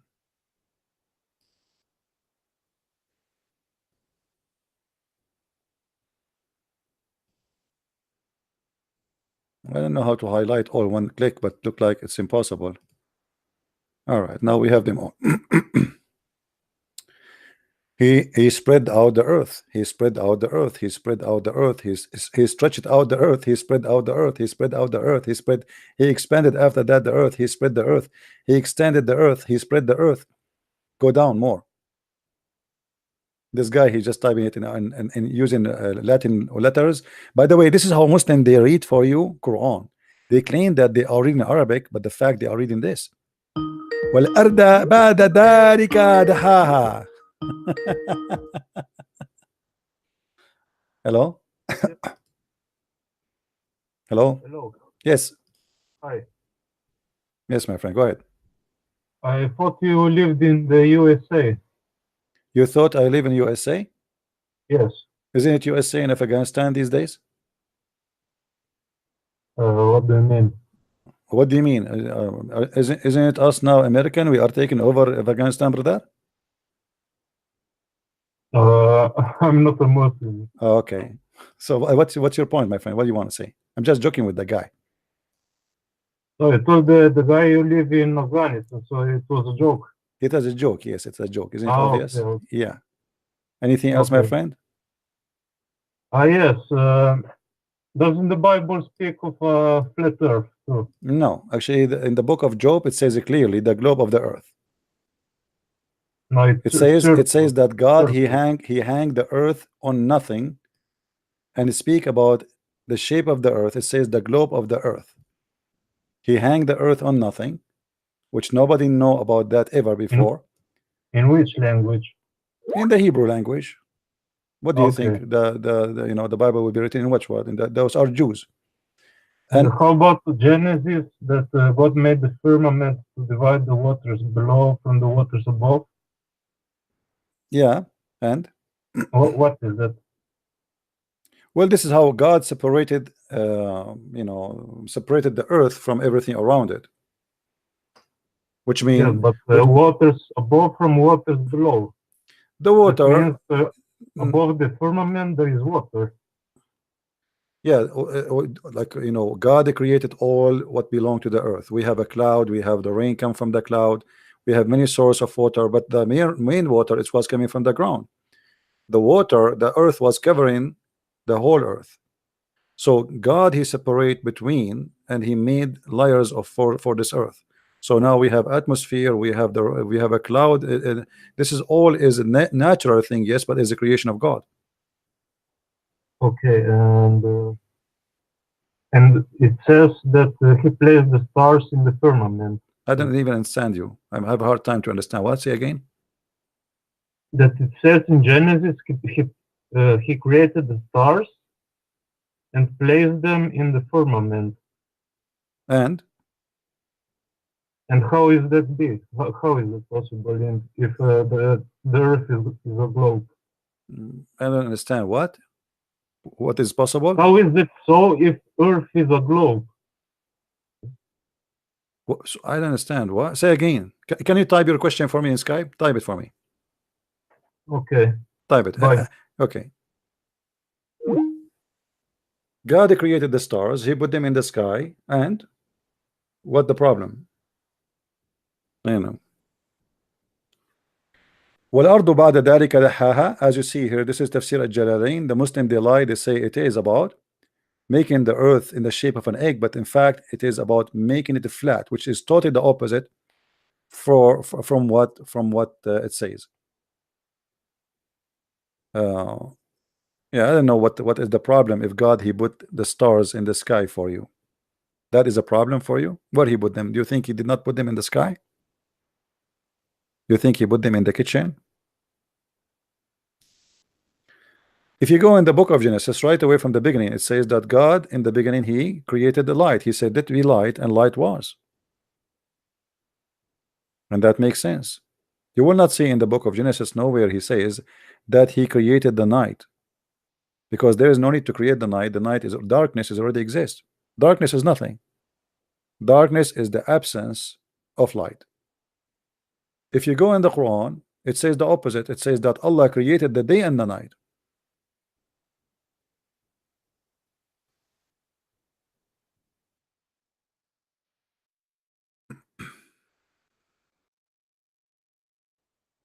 If you go here with me, you will see. Let us see. Let us go to the verses in front of us.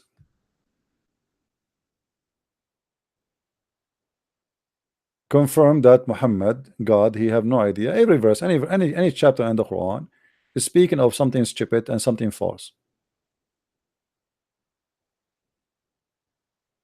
All those verses, I challenge any Muslim to choose for me something, and he will find it all is speaking of something false.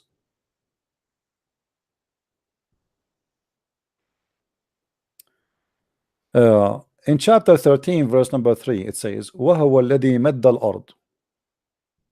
What مَدَّ الْأَرْض mean? He made it flat. The earth is extended.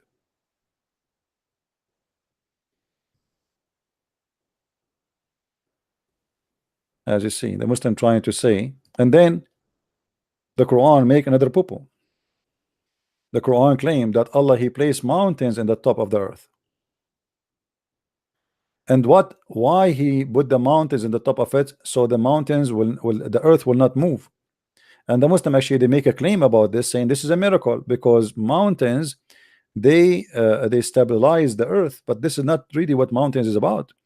Mountains happen because the earth is not stabilized, because the earth is moving, and the earth always have to be moving, otherwise the earth will be dead.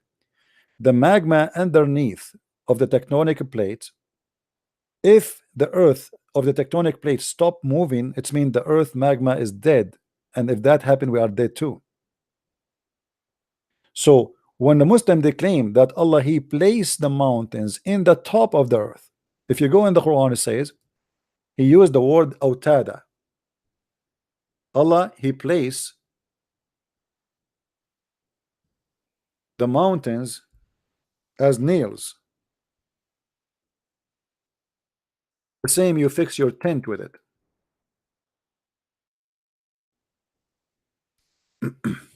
وَالْجِبَالَ أَوْتَادًا, chapter 78 verse number 7.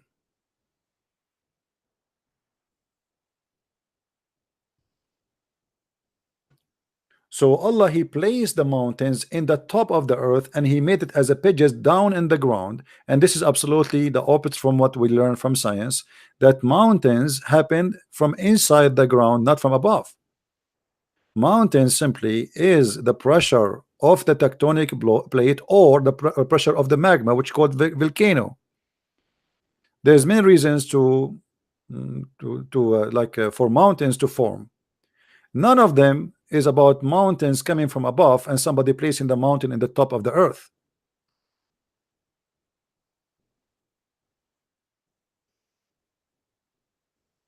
Do we have any Muslim would like to call?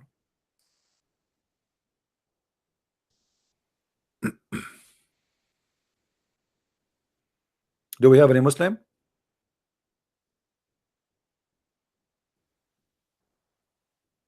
Mayday. Any Muslim want to prove us wrong at least with one thing?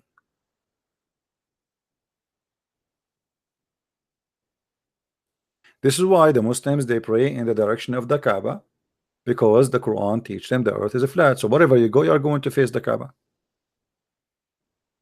Yesterday or the day before, yesterday I think, a Muslim, he called me and he said in the book of Kings it says that the Jews, when they go to war, they have to pray in the direction of Jerusalem.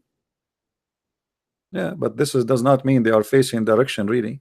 There's nobody can face Jerusalem. You cannot face it. Those are people, they are leaving the city, defending the city, not leaving to the end of the world. They are not immigrant. That's why it says in the wartime, when your soldiers go, they face Jerusalem and they pray. It's not a metaphorical for them because they are there. And if I pray in the direction of Jerusalem, it must be metaphorical. It cannot be I'm facing the direction of Jerusalem because it's impossible. I live in America. How I can face Jerusalem? This is why, when a Muslim he speak about this, we as a Christian, we don't pray in direction of Jerusalem. Why? Because this is not what the Bible says.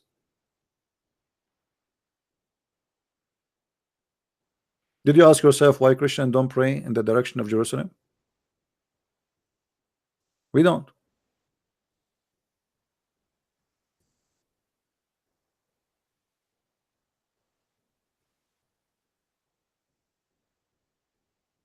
Do we have any Abdul?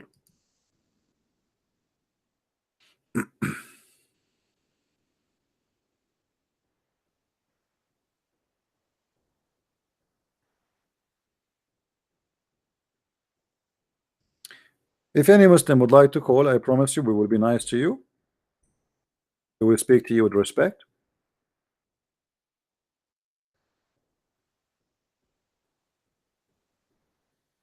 All right.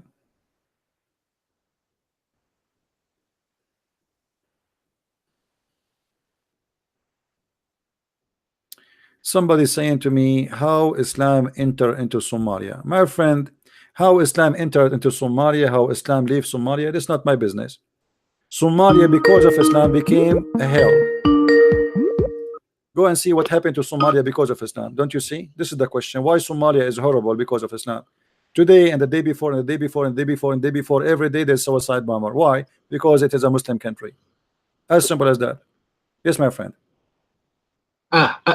Hi, CP. Yes. We're still on the subject of the miracles in the Quran, right? Yeah. So I just want to ask something about that they claim about the dark matter that is mentioned through the verse of like the seven heavens of the earth and something like that. What do I mean by that? Because they say that in light of modern discoveries in astronomy, the scientists have found out that there is dark matter spread across the vast universe, which is invisible. And because of this verse, sorry, I don't understand. You say slower. What you say again? Very sorry. Seven skies and what? Well, the miracles that is explained through this verse, it says, "It is Allah who has created seven heavens and of the earth, the like of them." Quran chapter 65, verse 12. Okay. So they mentioned something about dark matter, and then this proves that the Quran is the thing, How? What? I don't understand. How? What? What is the miracle? Do you have a link? Yes. I'll okay. Give me the link, please. Give me the link, so we can show it on the screen, and everybody can laugh with us.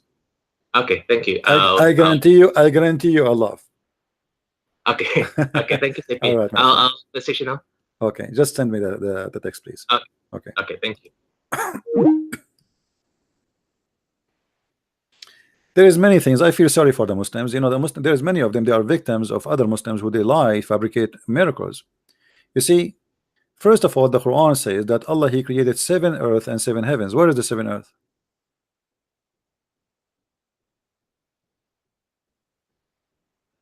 Any Muslim can tell us where we can find the seven earth. Seven heaven, you can get away with it, right? You can fabricate any story you wish. But where we can find the seven earth?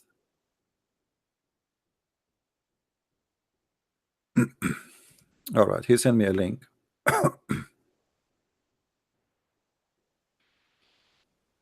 Let us see.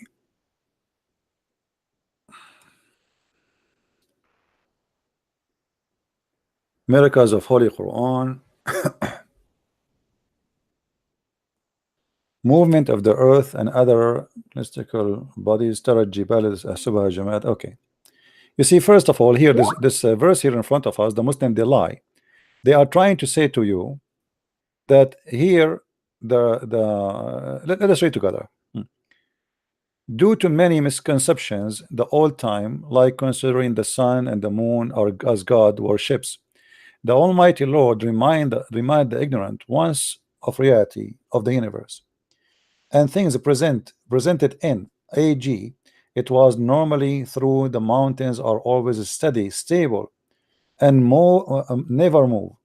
But with the message of time, geologists discover referred to the earth is a quacks as a result of usual shifting of a plates of these hills. The second manuscript, which is not exist, says that you think that the mountains are uh, ridged, but in fact they are moving. The fact, this is a lie. The verse here is speaking about the judgment day. This is how the Muslim, they lie to you. You see, he's trying to make it like this is here a verse is speaking about, okay, you think the mountains is fixed, but isn't it you in different verse in the Quran say the mountains is fixed?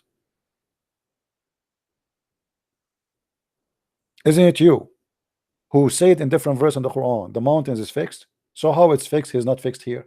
Here is speaking about the judgment day, and to prove that, we will get them busted immediately. Chapter 27 verse number 88.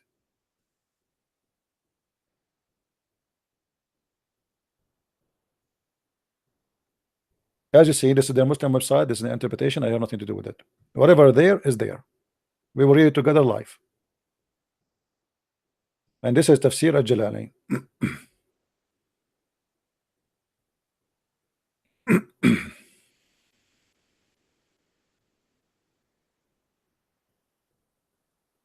Okay. And you see the mountains as you notice them in the moment, blessed is in them, but still stationary, they're placed because of the tremendous size, etc. The word will mountain will be drifting like manner until eventually fall the ground, whereby flattened by the becoming like troughs. Wolf Quran Q1015. I think you mean 1015. The import of a preceding sentence which has extended constructions. It's agent, Allah, God, after omission, operator, namely the enemy. Where is it? Where is the explanation? Hold on. It doesn't say here anything really. That way.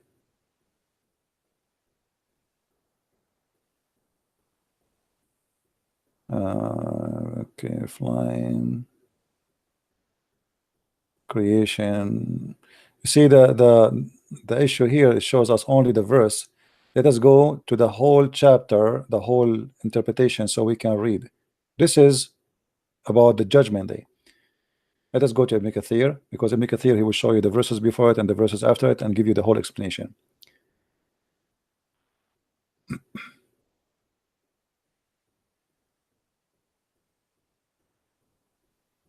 Ibn Kathir.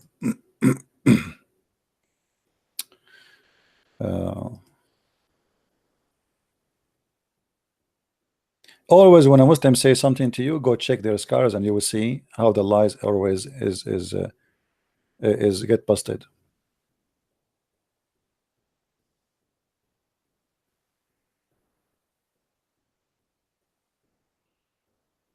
As you see here, if you go and read the verses before, you will see that the angel will come and he will blow the trumpet. And this is something stolen from the Bible. That when the Messiah come in the day of judgment, the angels will blow the trumpet, and the Lord will come with his glory.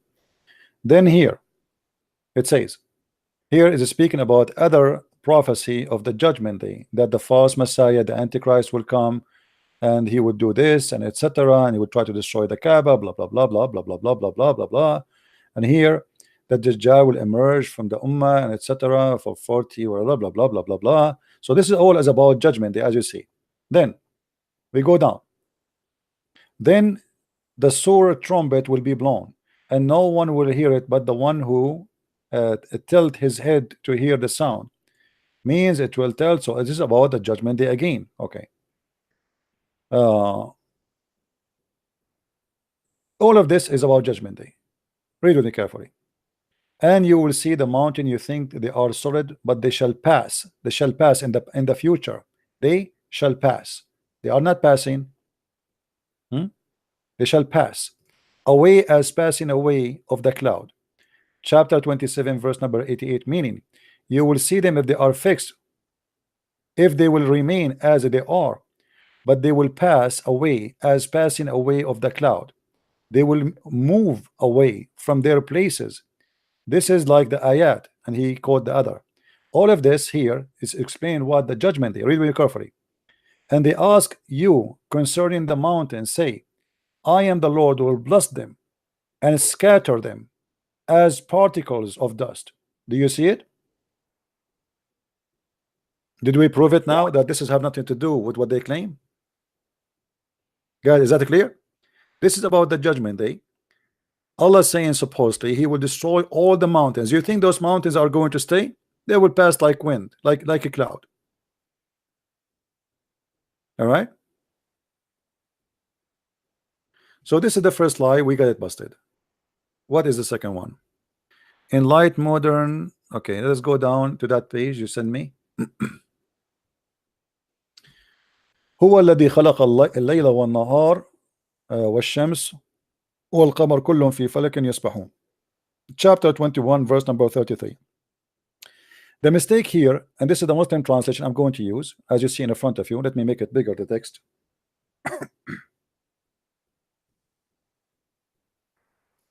It is he who created the night and the day. Guys, anyone agree that God should create the night? That is a scientific mistake, because the night is exist. The night is nothing. Night, if there's no day, if there's no light, the night is exist by itself. Night is not something physical. Is that correct? Guys, is that correct? Night, darkness is not something physical to create. What is darkness? That is stupid to say. In order, and look what he said, he created night and he created the day, which means the day created after the night.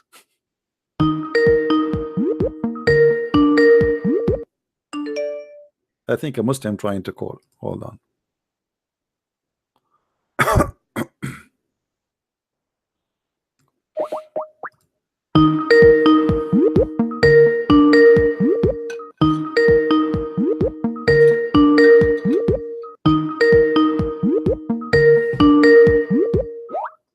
All right, forget this guy, he's not answering.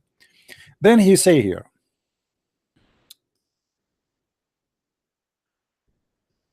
the above line. Oh, hello. Hello, Christian. Yes, It's me again. I called you like 10 minutes ago about that flat Earth and why. yeah, but let us finish this person, please. Sorry? We need to finish the answer of this gentleman who asked me the question. Then we can, give Okay, you. cool. All right, because Okay, he asked me, he sent me the link, and we are asking him. All right, we are answering him. Okay. All Okay, right, my cool. friend, thank you. Thanks. Because we want to finish one by one. We don't want to just open 100 topic. Hello. How are you? I'm fine, Hussein. How are you? Good. Like I learned a lot of stuff from you in historical facts from you, so I just wanted to ask you a question about my own country. I don't know about your country, my friend. I don't know about your country. I don't care, my friend. I'm not a specialist in Somalia, but what I know about Somalia, that Islam screwed your country. Do you agree with me or not? I don't know about How many suicide bomber in the last month in Somalia? Can you count for me? Just the last month. a lot. Okay, so why asking me about your country? Ask yourself, who is the one screwing your country? Who is the one doing suicide bombing? Is it the Christians? Is it the Jews? Is it the Does Hindus? Islam accept suicide bombing? Yes, Islam accepts suicide bombing. Who said that? Because Islam, all of it is based in sacrificing yourself. The Quran says that Allah, He buy from you your soul. He buy it from you. He's the devil. He buy your soul. You say it to him, and he give you instead versions of vagina. And this is why those suicide bombers, they do suicide themselves. But suicide is haram. Where it says haram? Your prophet himself tried to commit suicide. Did your prophet himself try many times to commit suicide? Or no? That's a lie. That's a lie? Are you challenging me now? Are you challenging me? Say, yeah. Okay, here we go. I can't believe that at all. All right, okay. Let us see. Let us see if this is true or not. This is Sahih al-Bukhari. And this is your prophet. He tried to commit suicide many times. Each time he tried to jump from the top of the mountain. Jibril, he come, he hold him from his panty, and he said to him, don't do it, you are a prophet for sure. Read with me carefully. Okay. But after a few days, you can see the screen? Yeah. Okay. After a few days, Waraka died, and the divine inspiration was also paused. For a while, the prophet becomes so sad, as we have heard, that he had intended several times to throw himself from the top of the high mountains. And every time he went to the top of the mountain, in order to throw himself down, Jibril would appear to him and say, "Oh Muhammad, oh Habibi Muhammad, you are truly a prophet. Don't do it." And then the prophet, he come down and go back home. And then it says, and whenever the inspiration stop again, he tried to repeat the same story, try to commit suicide again and again. Do you see it? Yeah. Okay. So why you are saying you don't believe it? Well, this is new to me. This is what? This is new to me. This is new to me. All the facts you're. What do you mean, not me? Who are you?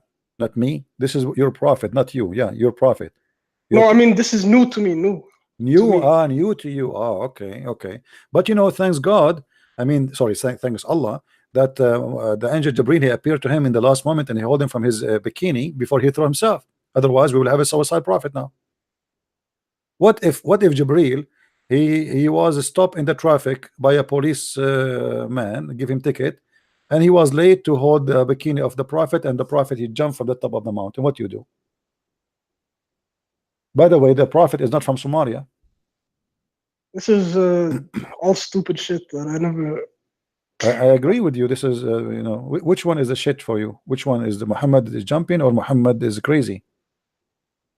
All these hadiths that, like, you know, I've been told a lot about my prophet, and like I'm learning all these new things that I've never seen before. So I'm gonna be looking into it. I watch your shows. Okay. So yeah.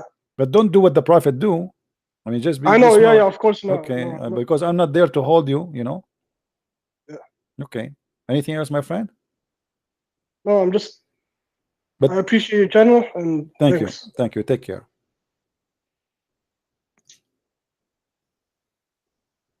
The prophet who want to commit suicide. Have you ever the fun? Now we go back here. So the first mistake here, they say that the moon is the night is created. That is a mistake. Then he say here, the above line of this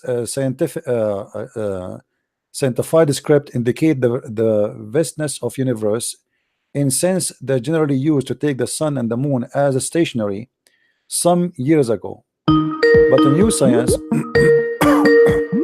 Hello? Oh, we go back here. Hello? Yes, my friend. How you doing? I'm all right. Yeah. I first of all, you're doing a great job, and second, I have the same Abdul Sheikh Tala. He wants to come on again. He just texted me. Who? Which Abdul is that? Sheikh Tala. This guy is a kid, my friend. Just block him. All right. He's like a bug, you know. He will be bugging you for the rest of your life. Just to block him. All right. He's hurt, you know. This is what they do. Bless you. We spank them. They get so upset. They think if they call back, they can seek revenge. But each time they call, we spank them. And this guy, he never give up of spanking. Maybe he like it. You see, the Quran says if somebody is a gay, hurt him, and the interpretation says you beat him with sandals. But if there is somebody is a gay and you beat him with sandals, he might like it and get excited. There's a story of a guy. He is from the companion of the Prophet. He said, if I know who is the one who did kill Uthman, the caliphate, I am going to do, excuse my language, I'm going to do F him. A gay, he was there. This is a story not of me. I can show the reference. A gay was standing there. He said, I am the one who killed Uthman. So now the other guy, he have to do what he promised. He have to him. So he put him down, he made him bend over and start doing it. And the guy, the gay from underneath, he was saying, if I know that this is the penalty of killing Uthman, I would love to kill Uthman every day. Wow. And this is what this guy he want. He want to call me to say he is the one who killed Uthman, but I am not a gay, sadly. Thank you, my friend. All right. Take care.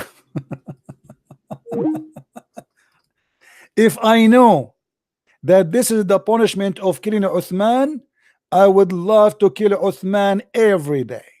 Every day. Takbir. Let us continue here. But now science have proved that not only there are former turns around every 27 days around the equator and take 31 days rotate around the poles, the later not only spins about its axis in 27 days, but its orbit, etc. 27. Okay, so let us see the conclusion. Numbers of 7. So what is, hold on, what is the miracle here? Anyone understand what is the miracle in this thing? The line from this well, where is the miracle? I did not see. Okay, hold on, maybe I missed something. This showed the relevance of the Quran, technical attitude, 37 number 7 in 24 hours. The orbit of the sun, 365 days. Okay, let me show you how stupid what the Muslim try to say to you. First of all, if the Muslims agree that the year is 365 days, why Allah he chose the lunar calendar for them?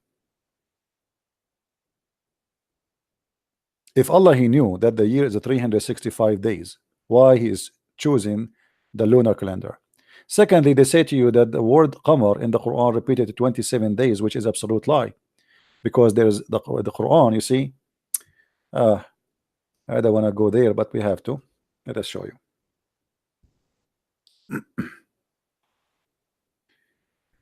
The word qamar, not only the word qamar mean moon in Arabic. The word shahr is a word mean qamar. The Muslim today, they use the word shahr as a word mean the month, but the fact this is not what it says. This is why it says شهر رمضان الذي أنزل فيه القرآن هدى للناس وبينات من الهدى والفرقان فمن شهد منكم الشهر فليصمه. So whoever of you witness the moon, he should fast it. Witness the moon. So the Muslim, they try to count for you the word moon as they wish, but they cannot make it as they claim it is 70-20 time. So if we put the word here, shahr, it appear twice in the Quran if it's exact word. It appears 17 times if it's not exact word. It is the word qamar.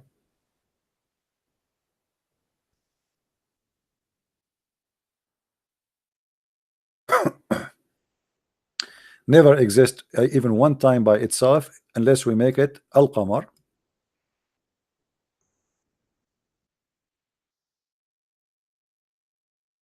Okay, now we find that the word al-qamar appear only in 3 verses. So they try their best to fabricate numbers and to make it as they wish. They do their best. Let us go back here so we can get more stupidity. You will notice here that the verse the Muslim they quote for us, chapter 21 verse number 33, have a huge mistake. I'm going to read their translation, not mine, so we can show you the mistake. I want you guys in the text there to tell me what is the mistake you notice in this verse.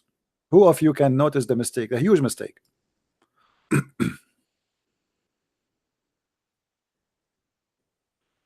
Anyone notice what is the mistake? Let me make the text bigger.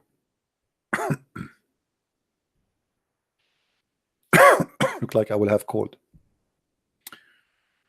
Anyone notice? Look with me. The Quran claim that the day and the night and the moon and the sun, they are swimming in an orbit.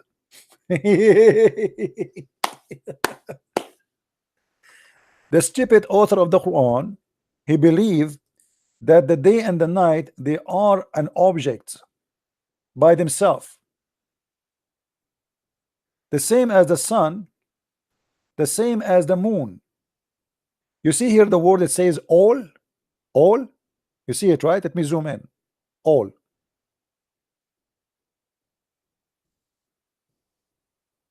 You see it? All is this word in Arabic, kull. Kullun, all of them. In Arabic, we don't say kull unless it's for more than, for whatever before, you know, it's not for two. All and each of them, this is what it means. All and each swim in an orbit. Secondly, here the word, but the word falak, this word can be a word mean a boat, and this is mostly what the verse is saying.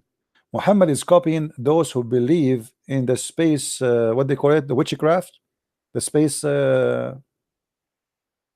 know, reading the space and reading the stars. I don't know what they call it. So those people believe that everything in the sky have a boat. The moon have a boat, the sun have a boat, Mercury have a boat, Venus have a boat, everyone have a boat. They are swimming in a boat. This is why you see in all the Greek mythology, those planets, they are in a boat. And this is exactly what the Quran says. The word is swimming. In order to swim, what swim mean? What the word swim mean? The swim is very clear. You know, it's like moving inside an object like water or a liquid. The space is empty, so we swim. What do you mean we swim? How they swim?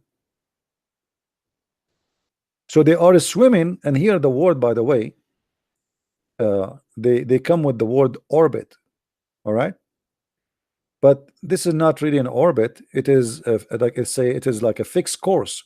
And let me show you how we can prove that in different verse or different place. Who is the best to explain the Quran better than Muhammad himself?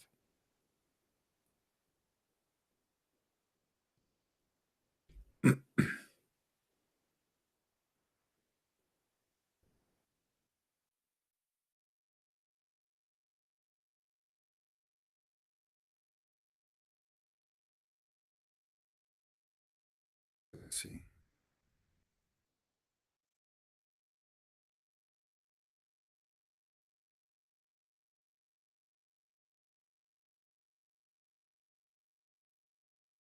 All right.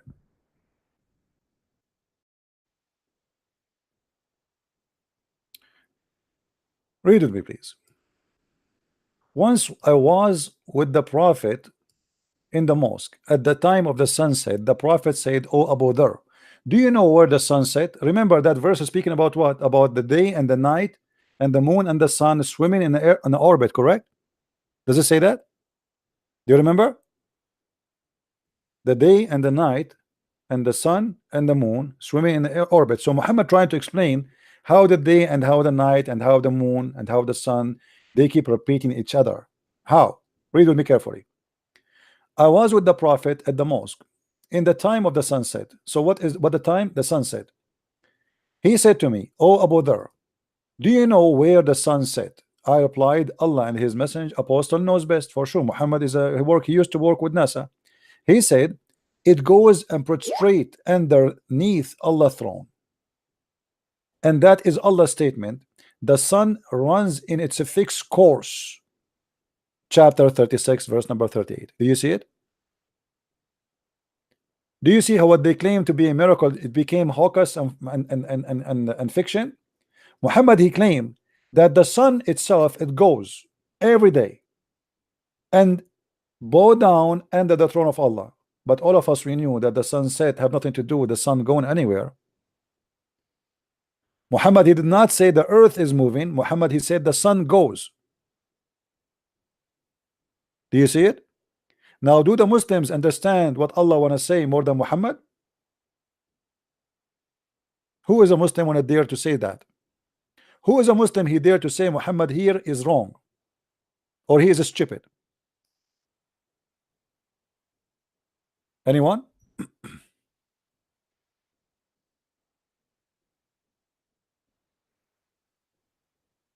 Any Abdul?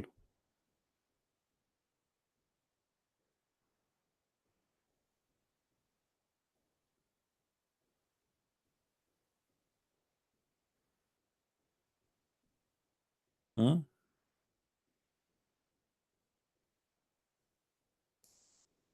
Any Abdul? So why they lie? Why didn't quote for us what the Prophet said to make it explain the miracle more?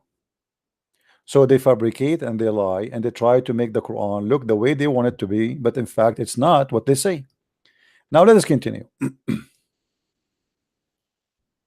The number of 7 heaven and 7 earth liars. 7 earthly liars? That's a lie. There's nowhere in the Quran it says that there is 7 heaven and 7 earth liars. It is 7 heaven and 7 earth. Read with me carefully. Allahu alladhi khalaqa sab'a samawat wa min al-ardi mithlahun. Let us read the interpretation for this verse so everybody would laugh at the Muslims. And notice with me, none of those articles is quoting the explanation of the Quran by a scholar. Did you ask yourself why? Why we cannot find any explanation from their scholars, which is their scholars? Because their scholars will get them busted. Chapter 65, verse number 12. Let's go.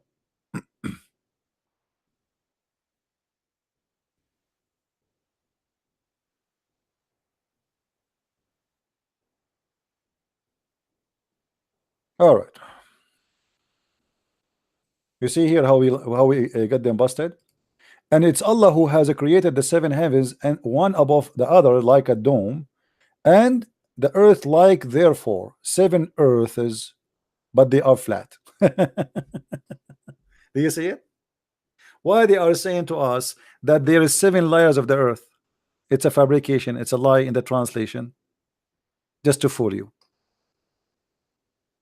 Not even a single Muslim believe that the earth there's 7 layers of the earth when the Quran mentioned that, because it says in Arabic clearly وَمِنَ الْأَرْضِ, the likeness of them. It is He who created 7 heavens and from the earth the same number. That's what the Quran is saying. They lie with no shame. And of the earth the like therefore. Same time, if you go in the Quran, you see the Quran, in order to understand or to draw an image how Muhammad he understand his cult, how Muhammad he present to us the creation of his God. We have always to connect the dots. You know, we cannot just like, I agree with Muslims when they say we should connect, we should read things in context, right? Okay, we can do that. If you go in the Quran, you will find there is a verse speaking about something it's called noon. Noon. Chapter 68, verse number 1.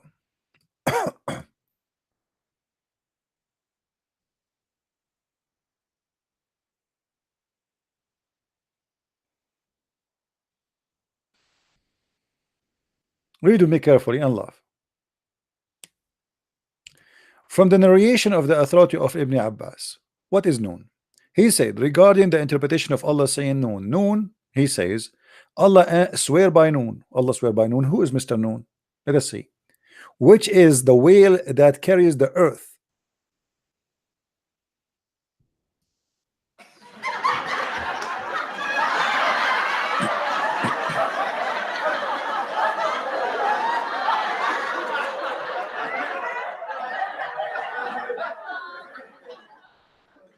And by the way, this is true. I remember my dad, he told me when I was a kid, because we have an earthquake in my country, which is in Afghanistan next to Argentina. We have an earthquake. I said, Dad, why we have earthquake? He said, because the whale is moving. And now there's a ball. He is carrying the earth too. Read with me.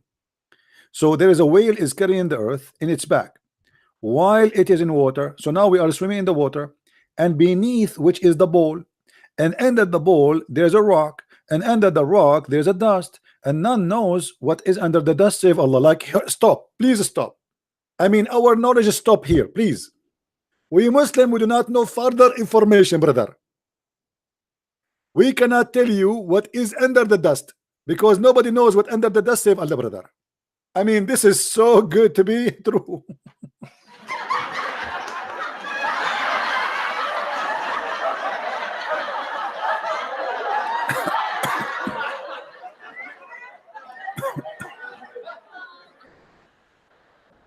And look here, guys, look here. Muhammad and his followers, they are very humble in knowledge. Please don't ask us more questions. After the dust, we have no knowledge. Only Allah knows. And now they give us more information. Please take notes. The name of the whale is Lewis. Just to let you know, this is not and have nothing to do with Lewis Farrakhan. Disclaimer.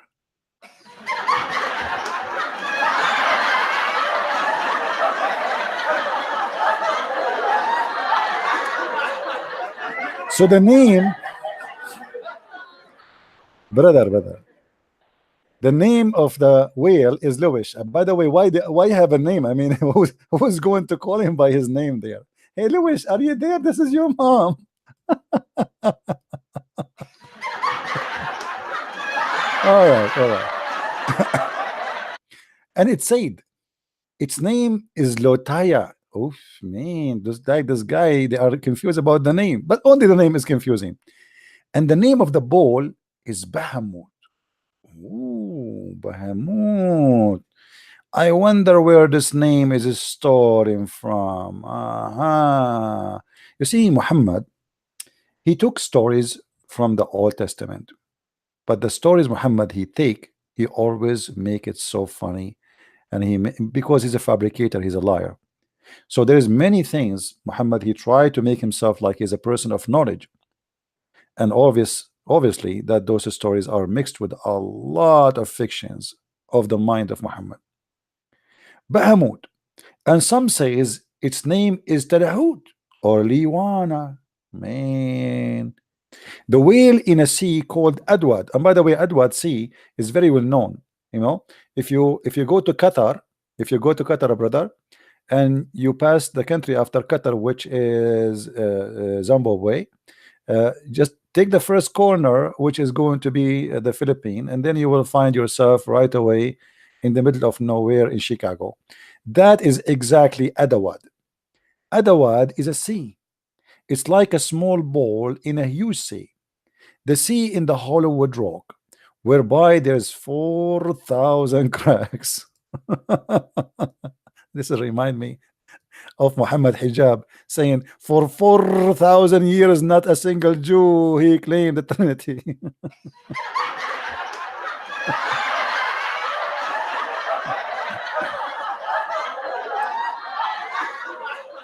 Oh boy. I mean, here you see a lot of knowledge, a lot of science here, and actually I believe that many scientists, they are doing their PhD based on this information. Actually, I heard that there's a guy, he have a PhD, it's called the 4,000 cracks in my head.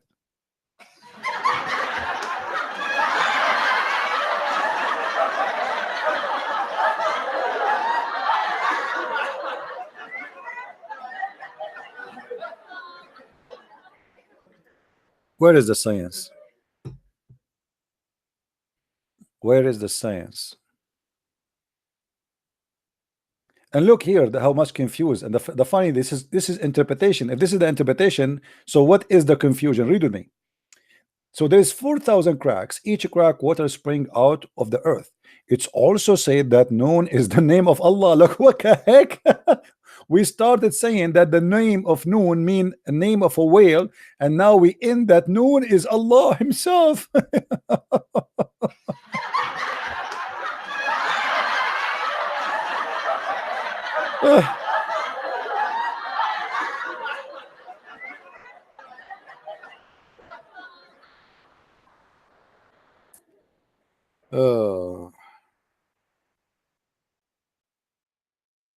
My friend, there's no question that the Quran is a book of science. In different verses in the Quran, Muhammad, he claimed that there's a mountain, it's called Qaf. قاف قاف والقرآن العظيم. What is قاف? Any Muslim can tell us what is قاف? القرآن المجيد. If we go in the here,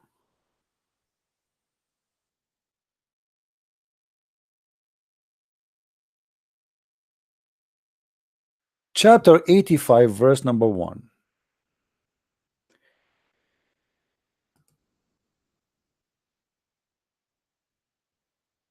قاف والقرآن المجيد. What is قاف القرآن المجيد? Let us see.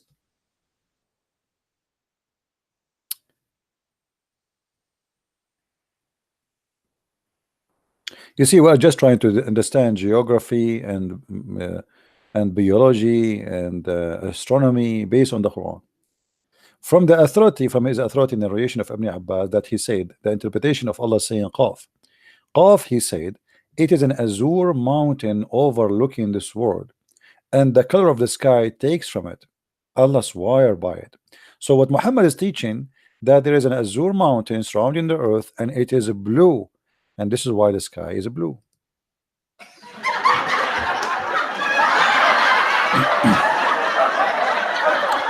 So to explain how Islam shut up, come on. To explain how Islam understand the creation of the earth is a flat.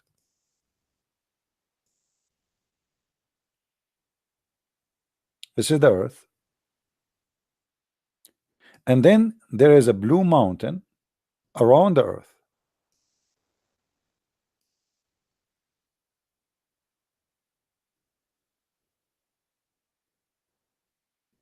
Surrounding the earth from every direction. So wherever you look, you see blue. Wherever you look around you, you see blue. Why you see blue? Because simply, and here I should not draw here anything anywhere, because this is the earth is a flat anyway. You know? Yeah. So wherever you look around you, you will see the blue color, because simply this is a mountain here, and then the sky in the top is taking its color from the mountain. This is why we cannot see this mountain, because simply it's blue and it's far away, so we cannot reach it, but it's there. The sky take its color from it, and this is why we see the sky blue. That's very scientific and very true.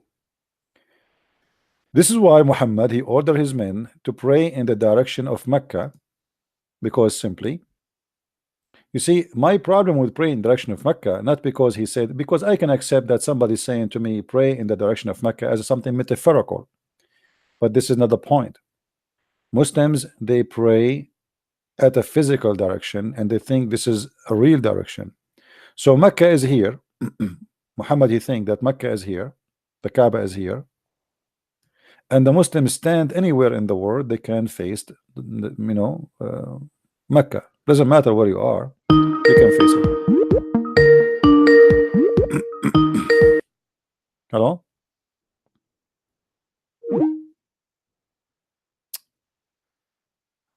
Okay. Are you a Muslim? If you are a Muslim, call me back, please. Do we have any Muslim would like to call?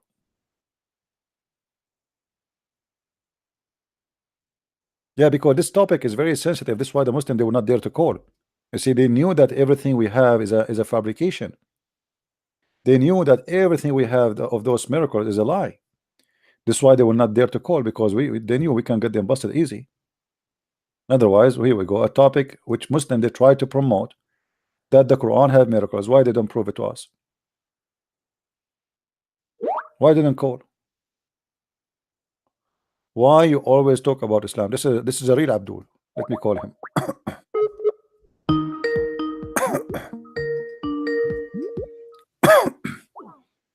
Answer, Abdul, answer. Why you don't answer? He is angry from me. Why you are talking about, if you keep doing that, I will block you if you don't want to talk. If you text me just to insult, I will block you. So I warn you. Any Abdul?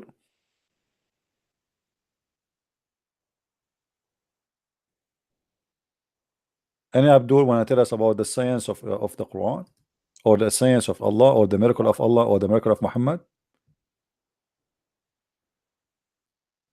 I block you when I have nothing to say. No, I want you to call me, but you are just in, you're asking me in text why you are speaking about Islam. I speak about Islam. Why not?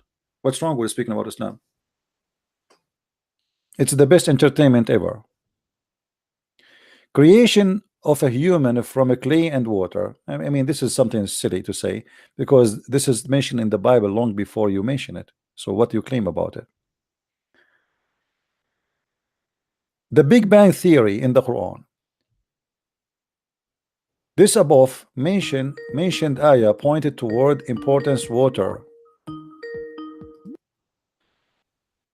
Hello?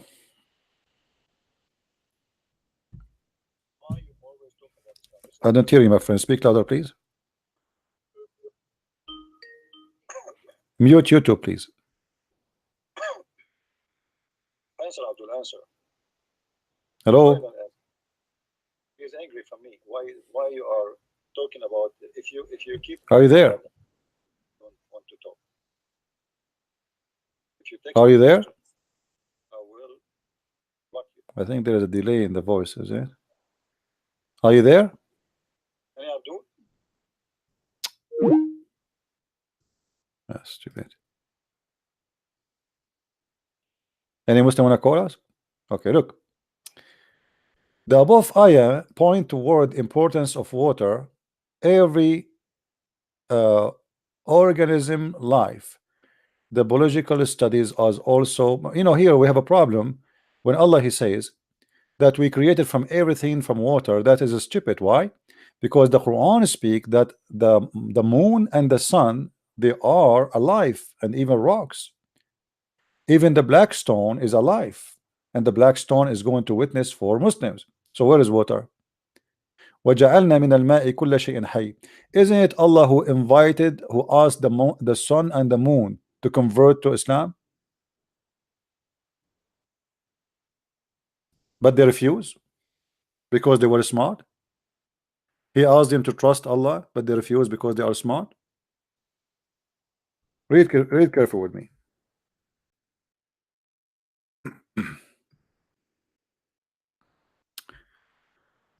وإذ عرضنا الأمانة على السماوات والأرض والجبال فأبين أن يحملنها وأشفقن منها وحملها الإنسان وإنه كان ظلوما جهولا. Chapter 33 verse number 72. Translation. Allah invited the moon and the sun and the mountains and the supposedly he invited them to convert to Islam, but they refuse. He invited them to trust Allah, but they refuse because they are smart, and the one who accepted was the man, for he was a fool. Read carefully with me and see what the verse is saying. I mean, what's wrong with this? I have to scroll all the way down. Hold on. I don't know. I hope they will fix this website soon.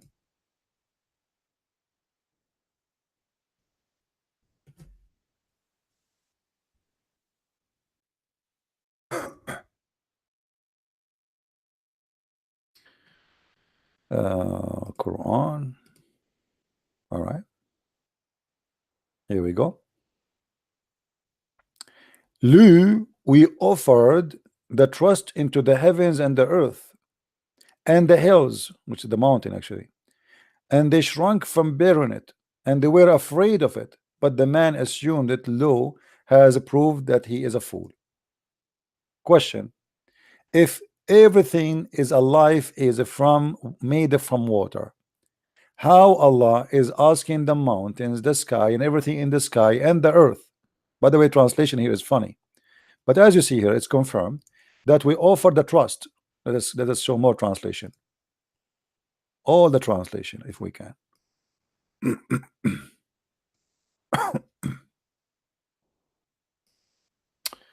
Read with me. We offer the trust of the divine responsibility to the heavens and the earth and the mountains, but they refrained from bearing it. Question: how they can refrain from bearing it if they are just a planet and they are not a living creatures. You know what I mean? Guys, you understand what I'm saying? Let me see how long my voice is coming to you. How long it takes. Let me open YouTube. I want to see if it's really taking long.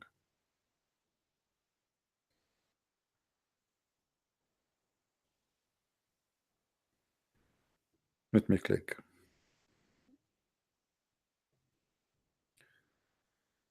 No, you see from my side, look like it's fine from my side. It's coming right away. I don't know. So guys, do you see any Muslim have a comment? How the Quran says we made everything, every living thing from water, and that the Quran claim that the mountain, the earth, the sky, and everything in the sky, Allah He invited them to trust Him. And not only that, He says that they were smart. They did not trust Allah. It was the man who trusted Him, and he was an ignorant. Do you see it? Indeed, we presented the trust to the heaven and the earth and the mountains, but they refuse it. How they can refuse it? Do they have a brain? What do you mean the mountains? They refuse the trust of Allah. Any Muslim can explain?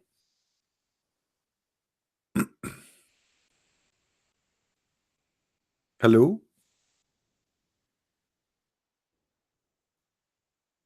If only what is created from water is a living thing. Allah talking about He offered the moon and the sun and the earth and the mountains the trust. How you can offer them the trust?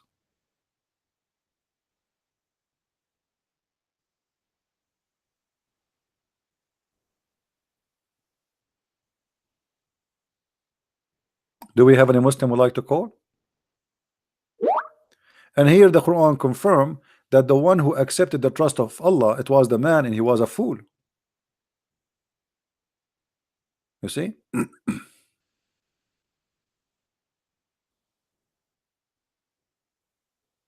You trust Allah, you are a fool. Read carefully. I'm not the one who's saying that. Hello? Yeah, peace and blessings, man. This is Brother Saeed. I've been hearing your comments, man. I would like to address the Muslim All right, my friend. Go representative. Ahead. Go ahead. What was that verse that you were reading, sir?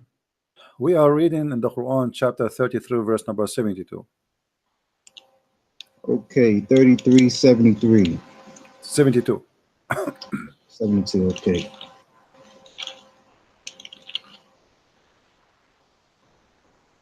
Okay, so reading from the English to the from the Arabic to the English, truly we did offer the trust to the heavens and the earth and the mountains, but they declined to bear it and were afraid of it. However, man bore it. Verily, he was unjust to himself and ignorant. Now, what is your question, sir? My question, if everything living thing is from water, Allah is offering the sky and the earth and the mountains a trust, and they refuse. How they refuse?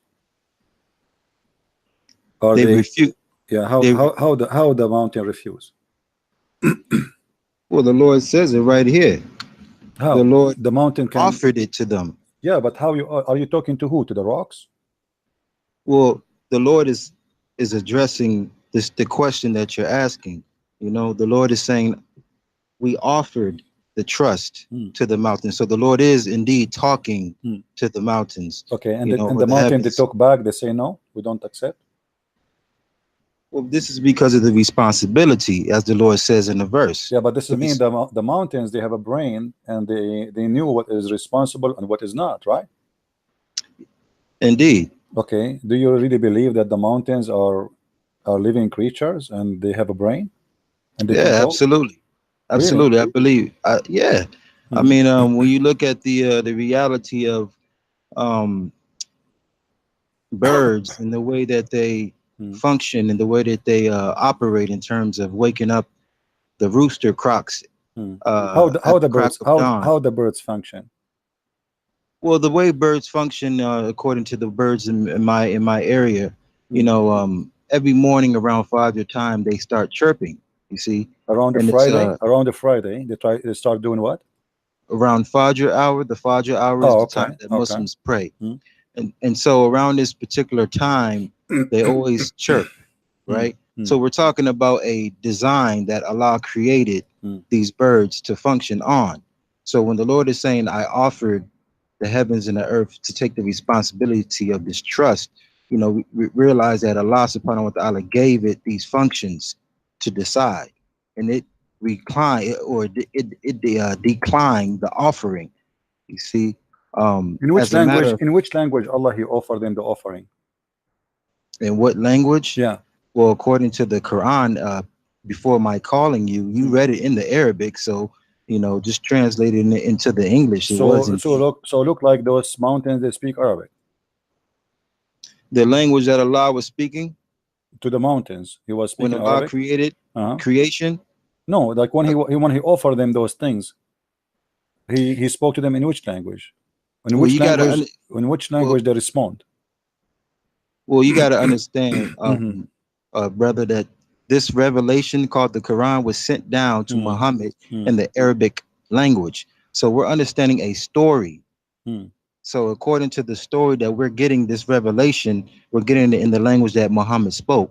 So you see, in terms of the language that Allah spoke to the mountains and the heavens and all of these things, according to what we got from this Quran, we just know that Allah is the creator of speech. Allah is the creator of language. Yeah, but how? But how the mountain they speak? I mean, you see, do the mountain have a tongue? Well, obviously not now at this particular time. So what happened? They lost their tongue by time. What happened? Well, just by looking at what they did, they declined the offer. So by declining the offer, the Lord took away some of the things that will be required to take the so trust. when He created them, they used to have a tongue, and then by time Allah He cut their tongue because they declined the offer. So when Allah He offered them that, what does that mean? He offered them Islam and they refused to accept Islam? Negative. What Allah offered was the trust that the whole purpose of man on earth is to be a caliph, a ruler, you see, to have dominion over everything in creation. So the Lord offered this responsibility, but in knowing the duties of being a ruler, they declined this offer, you see. And this is why the man today is at a folly. He's at a, you know, as the Lord says, he is unjust to himself because he's forgotten how heavy this duty is, you see. And so now today, the man is in a frenzy trying to understand the geopolitics of governing people. You see, so you see, even the angels, when the Lord had created creation, told the angels, "I will create a caliph or representative," and the angels had questioned God. Think about the angels questioning the Most High. Will you create something that will cause corruption? The Lord said, "I know what you know not," because the responsibility of being a ruler is not easy. As you see, the man is unjust. So when the Lord offered that to the heavens and they declined, it was this knowledge, this information about what it means to be a ruler that they were not ready to take. I hope that it can answer your question. My friend. You just mentioned the story of Adam and the angels. Allah, He said, "I will create a caliph." What caliph mean? Well, caliph, according to my understanding, means a representative, a vicegerent, a successor, or successor of who? There's people live in the earth before. Well, the Lord, before the Lord even created Adam, there was according to the hadith that I can remember, before the Lord even created Muhammad or the first man, life was already in it was already functioning. There was already life here. All right. So in terms of who the ruler was, who was down on earth? Was a man or was an angel? Well, Allah was the one keeping it, maintaining it, governing it. Okay, let us focus on that story. The angels, they said to Allah that Adam would do mischievement, right? Indeed. Correct? Okay. Yes. And Allah, He told them, "I know what you know not." Correct? Correct. Okay.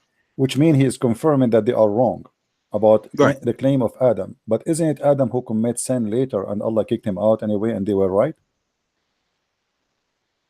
Well, in terms of the storyline, yeah, you're absolutely correct. The storyline is correct. I'm not going to deny that. Okay, so how Allah saying to them you are wrong when they are right?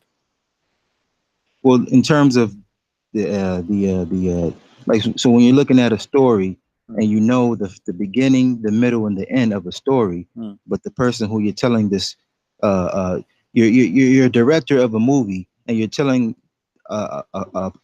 someone that you trust, hey, I got this idea about a movie, and they're trying to understand the end of the movie, how the movie is going to end, but they're not the director, they're not the actual creators of the movie. So they're giving me their own opinion about how the movie would turn out, but they're not even the one directing it. So the angels were trying to think ahead of Allah, but Allah knew the end game. So you see, yes, indeed, the story started off with Adam sinning. However, the end game is not what they thought, and that's why the Lord knows what they know not. But Allah told them, you know not about what? About him being a sinner. Well, about the reality where the Adam and the children of Adam, the end game. You see, it's about this is a story. Okay, but Allah, He said to them, He wanted to prove to them they are wrong, right? About what? The angel, they will make one accusation that this person, he would do mischief, correct? Indeed. Okay. Was the angels right? Yes, Allah was wrong. How Allah said to them, I know what you know not, and He will prove to them that they do not know nothing. And then to prove that story, He start teaching Adam all the names, and then He told the angels, well, okay, if you know better than me, excuse me, recite the names of those things I taught to Adam. And He placed the things in the front of Adam, and He told them, okay, tell me the names of those things. They said, Allah, we know not what you know, we know only what you told us. So here, so you Allah, see, they testified to exactly what they didn't but the know, story right? here is not smart, my friend, because if let us say to you, I have a cat, her name, I call her Susu, and I say to you, my friend, do you know the name of my cat? You say no. Is that a proof that I am God because I don't know the name of my cat? I am the one who gave the name for my cat. Allah, He named the things to Adam, He taught him the names, and then He brought all the things in the front of the angels, and He said to the angels, give me the names of those things. The angels, they said, we give up, we do not know. How Allah, He is proving to the angels that He knew what they knew not, if He is the one who gave the names? I mean, this is the most silly argument ever. Imagine you call your son, let us say Ahmed or Mohammed, and I see you in the street, we shake hands, you say, do you know my son name? I say no. You said, okay, I'll prove to you that I'm God. My son name is Ahmed, but you are the one who gave him the name. You know what I'm saying? Well, I hear what your point, sir, but the reality is when you're the beholder of information and you only teach a certain amount of information to a creation, then it's just for example, teenagers, they think they know everything. They have this this obvious arrogance about themselves where they think that they don't have to listen to the guidance of their elders anymore because of this information that they think they have. And then when something happens to them, then they realize, oh, wow, I actually don't know so much. So the reality is the angels, they thought they knew everything because of what Allah had put in them in terms of information. But my friend, then when the Adam, angels, they hold on, prove... let me just get this.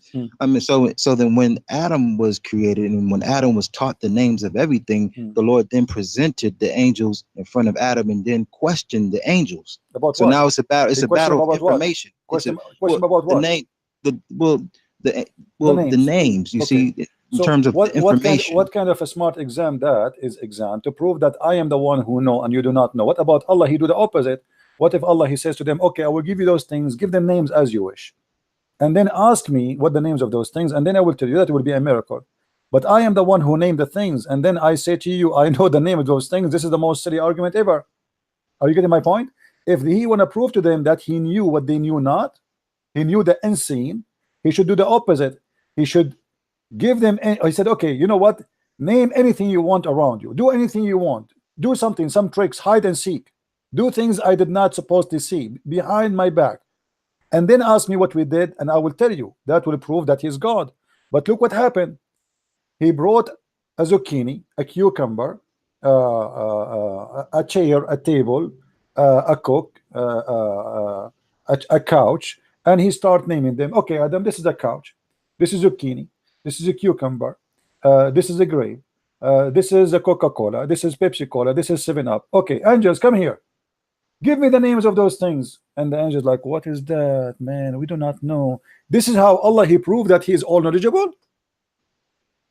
Absolutely. I mean, What you do you mean gotta absolutely? understand. They questioned the fact that they even questioned Allah was the wrongdoing. To question Allah's infinite intelligence was the wrong. And let's just go to the reality of the angels. The angels were not created with free will, so that the amount of things that they can do, like you had gave a scenario, just go ahead and do what you want to do. Name anything. Do like just imagining that, just putting that in perspective, it's impossible for an angel because they're not created with free will. So they're limited to what they can actually do. So my friend, hold on. hold on. You are saying what you want to do is you want to take the narrative. You want to take the narrative and ridicule the narrative, but the reality is you are not Allah, I am not Allah, and I did not create the story. The story has been created, and we just are you saying to me that because you don't have a free will, you cannot give a name to something? Is that the duty of an angel? No. This is not about angels, about anything. Free will. You said because angels have no free will, right? Yeah. Okay. They don't. So can Allah give them a free will for 1 second and say, okay, go and name those things? Can't he? But did he do that? Okay, what here the story proved nothing to us. I don't want to say a word. It sounds like I'm insulting you. We are discussing a topic. I hope you will not be offended.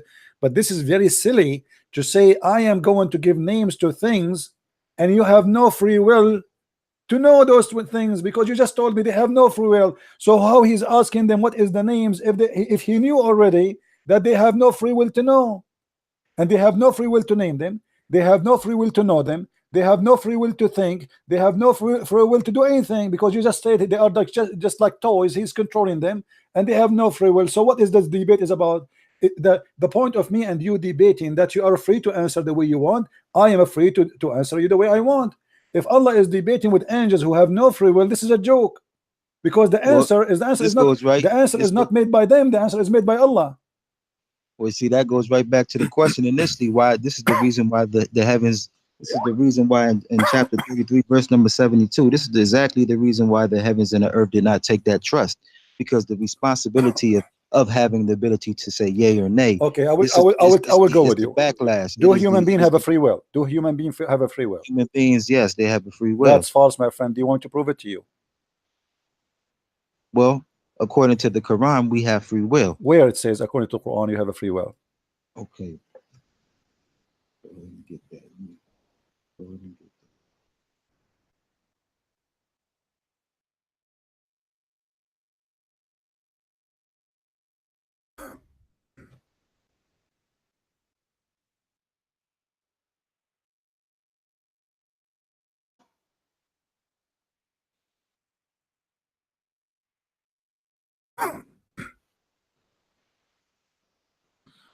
Okay, so we go to chapter 7, verse number 23. The Lord says, "They said, O Lord, we've wronged our souls. If you forgive us not and bestow not upon us your mercy, we shall certainly be of the losers." So this is we're just going to stay on topic with Adam and Eve, right? The fact that they're calling out to God, asking for a second chance to make up something that they did, all right, necessitates the will that is free. Okay, do you understand this verse better than your prophet? You asked me to show you in the Quran free will. My friend, I'm asking you now. So I'm just showing, because you are giving me your interpretation, which is wrong. Do you understand this verse more than your prophet? Like I said, you told me to give you an example. My friend, no, you did not give an example. I'm just saying to you. Are so you when sure? Someone is asking, are you sure? Calling okay, out to God hold on. Are you sure that this why verse? Are they calling out to God for forgiveness? My friend. Because they did something. This is what they say. This is what they say. But is it true? No, this is what the Quran just said. I just read the Quran. Verse. No, the Quran says they said. Do you know how to read, my friend? The Quran says, "Qala Rabbuna zalamna anfusana." They said, "Our Lord, we wrong ourselves." They said. Okay. They said, okay. You know who? Now, so who are they? Okay. Do you understand this verse better than your prophet? Yes or no? So who are they? Adam and Eve. Do you understand? Okay. Do you understand? So they did something, right? My friend, they did something. Do you understand? No problem. Right? No problem. Do you understand? Come on, man. Come on. Don't. My friend. Okay. What's wrong with you? What's wrong with you? Do you understand the Quran better than your prophet? Yes or no? Hey, look, man, that's a whole different topic now. You see, That's a whole look different like topic. You see, look like you do not, and reality you is the are you reality is Adam and are Eve, you they saying you did don't agree something. with your They had prophet? the right Are to you do it. saying They had the free will to do it. you don't agree with your prophet? Are you saying that your prophet is a foolish man? He do not know and he don't understand the Quran, but you know better. Are you saying that? What I'm saying is your question was answered My about friend, free no, will. you are not. You Adam are and not. Eve This is just not about Adam the and free Eve will. This is committed not sin, about free will. and they were in This their is free will not to do about the that. free will. This is what And they they said. asked God for Allah is the forgiveness one is so they can fooling get them. it back. Allah, he deceived them. Allah, he deceived them. Allah, he made them commit sin, and I can prove it right now. You have no idea what are you talking about. Allah made them commit This sin, is huh? why you are not accepting the challenge. I am saying to you, what if I show you your prophet explaining this verse and proving you wrong? What you will do? Show me then. Okay, no problem. Here we go. Thank you. Finally, he said, show me. I like it. This is Sahih al-Bukhari in front of me, and this is Sahih. All the hadith in front of me is Sahih. Read with me carefully. The Prophet said, Adam and Moses argued with each other. Moses said to Adam, O Adam, you are our father who disappointed us and turned us out of paradise. Then Adam said to him, O Moses, Allah favored you with his talk to you directly between two brackets, and he wrote between two brackets the Torah for you with his own hand. Do you blame me for an action which Allah has written in my fate 40 years before my creation? So Adam, Muhammad continues saying, so Adam confuted Moses 3 times. Go ahead. Your prophet, he admit that Adam was a victim of a plan of Allah to commit sin. You cannot blame Adam for the sin he did, for this was the plan of Allah, and Adam have no free will. Okay, so you're acknowledging the fact that he still was redeemed. This is not our topic. Don't change the topic. Don't change the topic. Don't change the topic. Don't change the topic. Don't change the topic. You said okay, but this is not about redeem. This is about, don't change the topic. This is about free will. You say that a human being have a free will. He don't. He does. No, because he was the story redeemed. we're talking about is about Adam and Eve, correct? And here we go. Your prophet himself is saying that Adam was the winner in this debate. Why he was the winner? Because you cannot blame Adam for the sin he did, for this is written for him 40 years. It was the qadr of Allah for him. It is not his choice. So how you say to me that the angels have no free will, but the human being have a free will, when as you see Adam's sin, it was nothing but a deception of Allah. Allah is the one who fooled them. Allah, he made them do the sin. You're a prophet, he said, if my nation, if you people don't commit sin and ask Allah for forgiveness, Allah will destroy you and bring people better than you who sin and ask for forgiveness. So your God, Allah, have a game. He like people to sin so he can make them us. Please, Allah, forgive us. This is the game. As you see here, Allah is using you, is playing with you. He made you do sin. He forced you to do sin, and then he asked you to ask for forgiveness. So he feel like he is God. You have a self-esteem issue. Well, I see how you you know, facilitating your what debate, facilitating? your This is in front of you. It's in front of you. Why Allah he made Adam sin? You tell me. It's in front of you. Why he made him sin? Give me a reason. Adam was a good person. Allah did trap him. Allah forced him to commit sin. I'll tell you why. Why? Tell me why. Because everything is now revolving around the same verse that you had brought in the beginning about the Lord entrusting a responsibility to the heavens and the earth. The Lord wanted to create a caliph. So the Lord wants a caliph. This is what the Lord wants, and the Lord will get what the Lord wants. The Lord wants a caliph, so the Lord is trying to find the right victim. You see, the right so victim, guys. Did you hear? Did you hear the right so victim? Allah trying to find the right victim. I love it. Well, it's still, but you know what it still does? It still establishes the my friend. I like you. I would like you to day. call me always. What's your name, by the way? What's your name? It's still. Hold on, I'm gonna tell you all that. I'm gonna tell you all what's that. your name, if you don't mind? Once I say my piece. What's your name? What's your name, please? What's your name? My name is Saeed. Saeed. Okay, Saeed. Listen, you just say that Allah, he have to choose the right victim, right? Indeed. You admitted that your God is the devil, because why he cannot fulfill his plan to create a caliphate for the earth without finding a victim? Can't he make Adam a caliphate for the earth without fooling him and making him do sin? What is the point? Well, there's a hadith Qudsi where the Prophet sallallahu alaihi wasallam said that when the Lord decided, the Lord wanted to be known. So in order to be known, the Lord created creation, and through creation, the Lord made himself Guys, known. look at this. Allah created us to be known. Exactly. My friend. Let me ask you. I understand that you have your own position against Islam, but in terms of the respectability of one man's faith and another man's faith, we must give each other the ability to express one and defend one's faith. Don't you agree to that? I agree, and you just did. You are the one who said that. You are the one who said Allah. He chose a victim, and the victim is us. Hold on. So let me tell you how this whole thing is going. So the Lord wanted to be known and created creation. There are 99 attributes that represent Allah. So in order for us to know the names of God, you have to deceive us. Create creation. So you have to deceive us. How can you know that the Lord is good, and how can you know that the Lord is wrathful? You must create what is good. What is good about God? What is good about God? But hold on. What is good? What you doing is when you want to explain yourself, then I give you the floor. But when my friend. No, I want to hold you with your words before you forget about them. You just said Allah He wanted to be known. Hold on. You just said that Allah He wanted to be known. Hold on.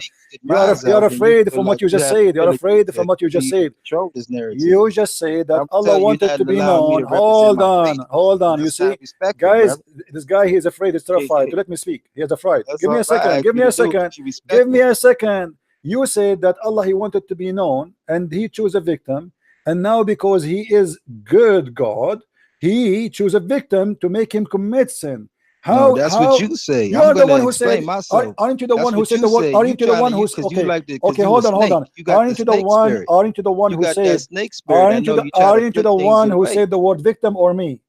I am the one who said victim. Adam is a victim, or it is you who said Adam was a victim of Allah. But I'm going to use my words and I'm going to put it in its proper context. You can't take my words out of context. You said, Adam is a victim. Adam is a victim of who? Adam is a victim of who? So now I got to represent my faith. Guys, properly. listen to this. I'm not going to allow you to speak this gentleman. This gentleman, he just said that Allah He chose an Adam as a man to be a victim in order for him to be known. What kind of a God? He made me a victim of his crime, and all the excuse is he want to be known. Okay, I'm going to go right now and find a woman in the street, and I will rape her, and I will rape second woman, and I will rape the third woman, and rape seven women, and then after that I will be CNN. Everybody talk about the rapist. I mean, what kind of God is God? Just because he want to be known, thinking of himself only, not thinking about the poor man who caused him to sin, who play with him, he forced him into sin. He caused a destiny for him. He have nothing to do with it. And now everybody is saying Adam is the one who did the sin. Adam is the one who disobeyed God. Adam is the one, etc. But the fact it was not Adam. It was Allah playing Adam. Adam is a victim, as our guest here, he said. Go ahead. We're listening. Again, the Lord said in the Prophet said in the Hadith Qudsi that when the Lord decided to create creation, the Lord decided to be known. So created a creation and made himself known through creation. So now the Lord is known by 99 attributes. The Lord is mercy, the Lord is compassionate, the Lord is powerful, deceiver, wrathful, the deceiver. Lord is many names. Deceiver, right?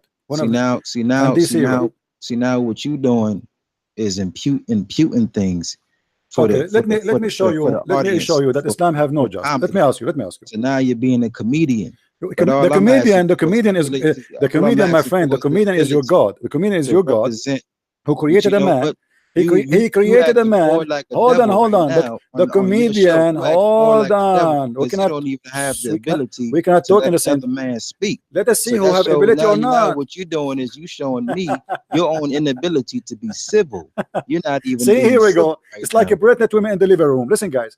Allah, he wanted to be known. You can't be civil. Allah, you are not a civil. You are a Muslim. You are not a civil. You are a Muslim. You call me monkey. You call me donkey. You call me a water creature. Hold on. You are not disciplined too, because you don't worship God. If you are disciplined, you will not worship this fake God. How God he created Adam just to abuse him?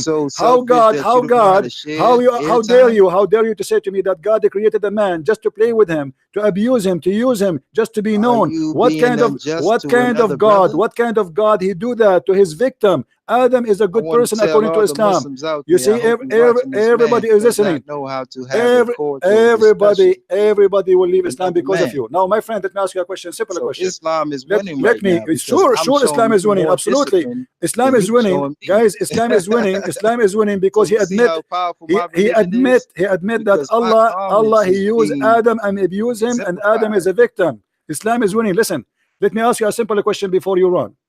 If a I'm child, not running. All I'm asking for is my time to okay, explain. if a child, But all you keep okay, doing is refuting because you got the little devil in you. You You're a got the prophet. snake tongue. You're a You prophet. got that snake Hold tongue. on. That's what you got. You talk too much. You talk too much. Yeah, see, this is why You Adam talk too fell. much. You talk too You see, much. the reason why You Adam talk fell too because much. the Lord had to show You man talk the too much. reality of good and evil. You see, This is called let us see the good and polarity. evil. Yeah, And the man polarity who is have that we sex with a must understand the man who good have and the sex with evil. 6 years old girl So God is the one who will intentionally teach us allowed good and Adam to evil. sin Listen, so that he can see listen, sin, Abdul, evil, so he can understand that Abdul. God is both good Are you and going to God speak? is both Are evil. you going to talk God is forever? a polarity. Are you going to talk But forever? we as Are you going to talk Muslims are forever? trying to Are you find going to the talk middle forever? course, the balance, so that we will not be too evil and not too good. That we can... Sorry, I have to mute him. It's like a radio station. He said, and by the way, he's talking, he's still talking. He said he is the one. He said, guys, is my voice coming? Is my voice coming to you? He said he is the one who said Adam, Allah is choosing a victim. Allah is choosing a victim. What kind of God this God is? Choosing a victim for what? To be known. Allah wanted to be known. I mean, come on. Allah wanted to be famous. What's wrong with you? Allah want to be Justin Bieber. He want to be like Sylvester Stallone. He wanted to be famous. Everybody his name is a magazine except Allah. So Allah, he came with the plan. I will get a guy, his name is Adam, and I will make Adam sin. And then I will say to Adam, ask me for forgiveness because you are a person who disobey me. Allah, please forgive me, please. And the poor Adam, he is asking for forgiveness because he have no free will. And now this guy is saying to us that his God is a God. What kind of God this God is? What kind of God this God is? Now let me. He's still talking. By the way, listen, Abdul, are you there? I'm not talking. Okay, I'm listening. I have a question for you. Very simple one. Your prophet, he said, every child is born as a Muslim. Is that correct? That's correct. Which mean there's no free will for you to be a Muslim or not. Do you agree? I don't agree.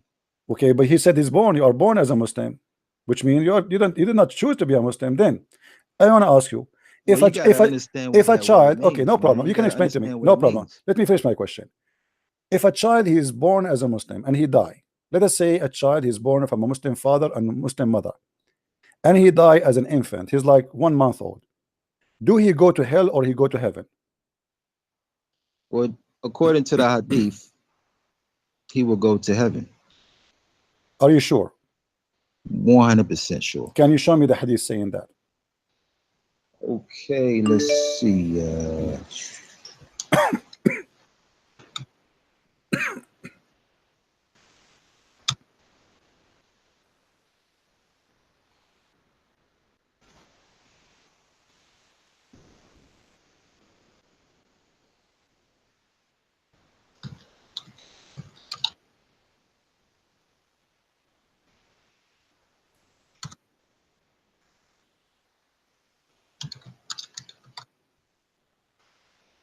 I will give you 10 years to find me the hadith.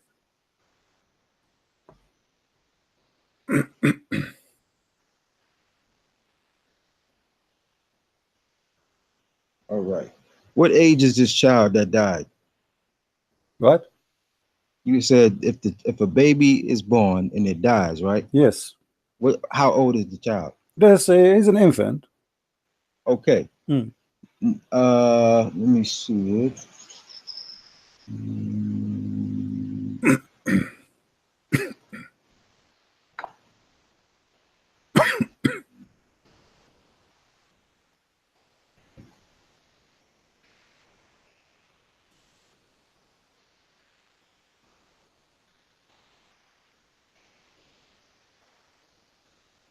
Okay, narrated Abu Huraira. This is in Sahih al-Bukhari, book number 23, hadith 342. The Prophet sallallahu alaihi wasallam said, no Muslim whose 3 children died will go to the fire.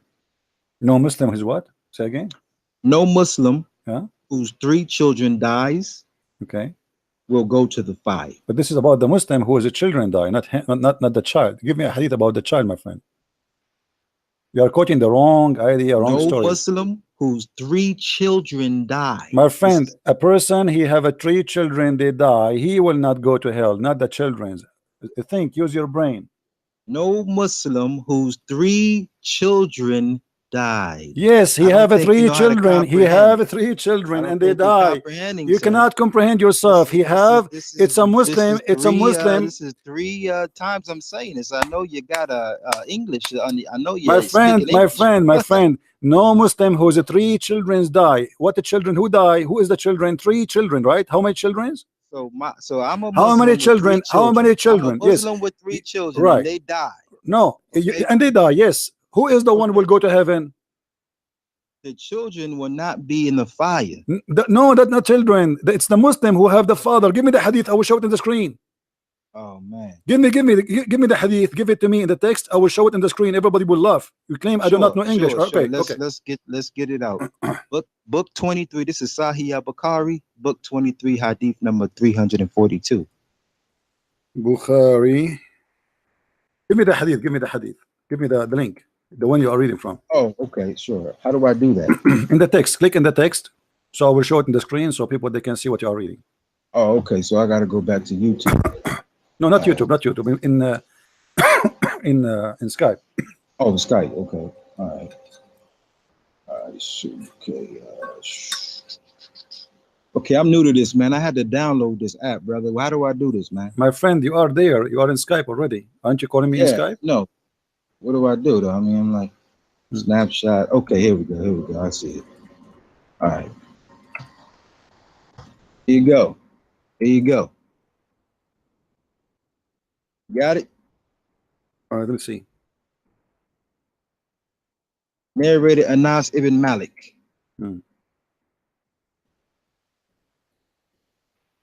Okay.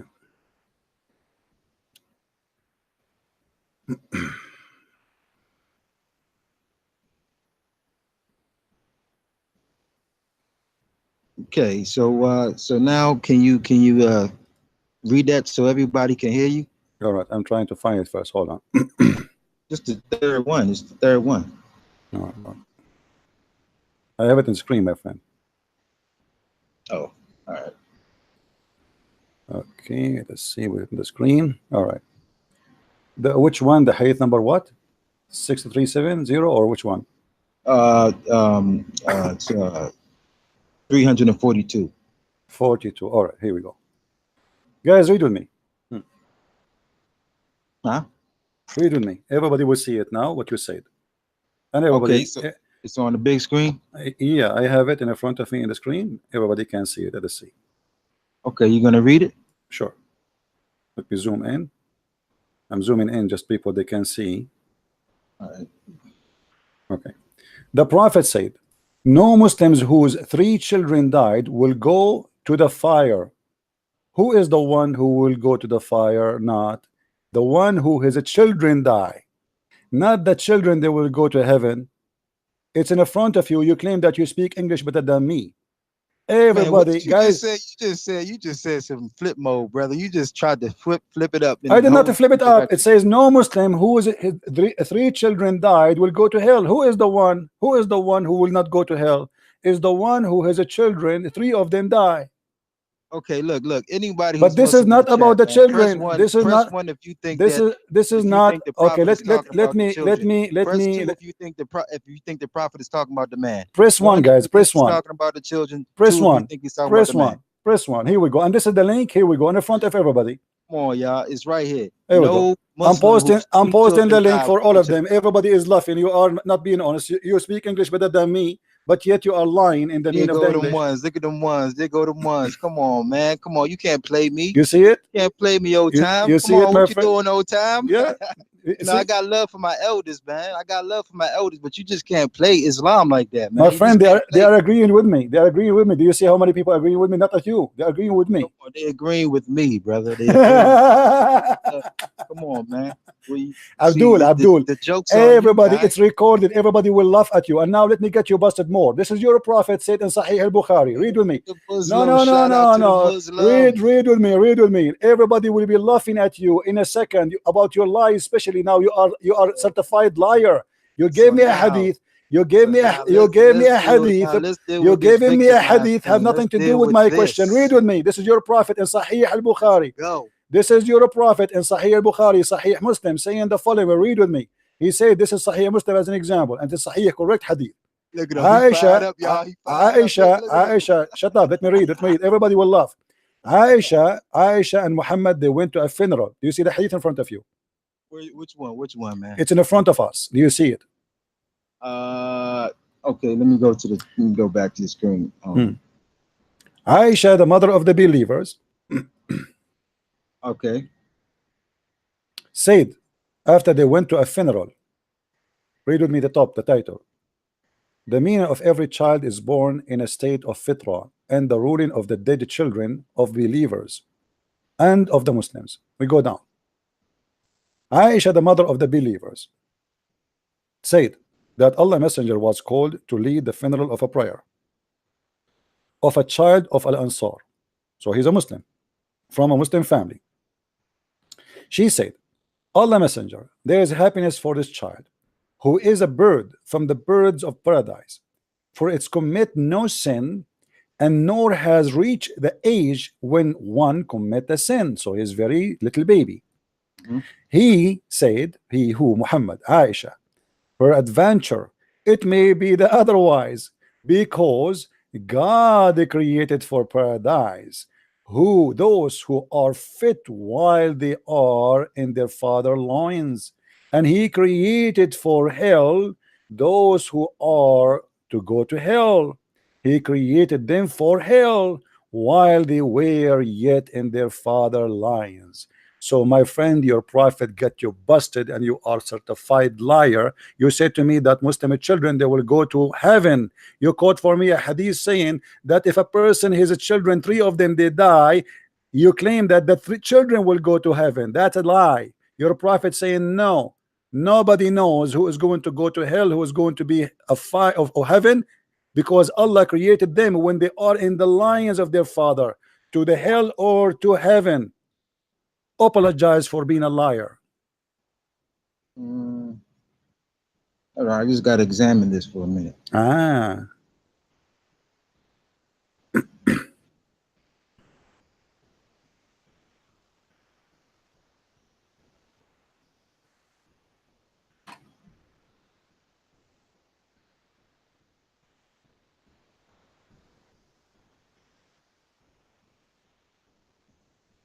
Yeah, this is it's the fact that the prophet said it may be, you know, this is not actual. This is like a theory or a supposition. It's a theory, guys.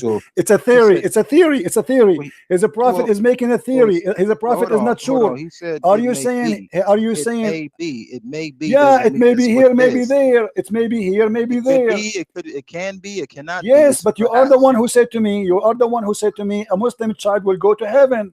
You are the one. I just gave you the absolute. No, you are the. No, you lied to me. You lied to me. You lied to me. You lied to me. In the same time, you claim that a human being have a free will. Where is the free will? The child, he did not commit sin yet. Why? It might be he go to hell. It might be go to heaven. If he have a free will, where is the free will? The child, he did nothing. He did not reach the age of sin. He never commits sin. So why? So see, this hadith is clear. It's not clear because you see, this is the reason why, you know. And my Arabic is, I'm not going to call myself a professional. I'm very intermediate, but I definitely know that the fact that he's take care. Next time, let your dad call me. Next time, Sayyid Al-Mahdi. His name is Sayyid Al-Mahdi. Let your dad call me, please. I don't talk to kids. I gave you a chance, and I roasted you. You are a certified liar from now on, and this video is going to be in YouTube forever. Deal with it. Hello. Hello. Yes, my friend. How are you, Mr. Abdul? Before I speak, can you not address me as Abdul? Address you as what? Isn't it your name is Abdul. Muhammad? No. So what's your name? The Skype, it says your name is Muhammad. It says Badr Muhammad. Okay, Badr. How are you, Badr? What do you want to say to us, Mr. Badr?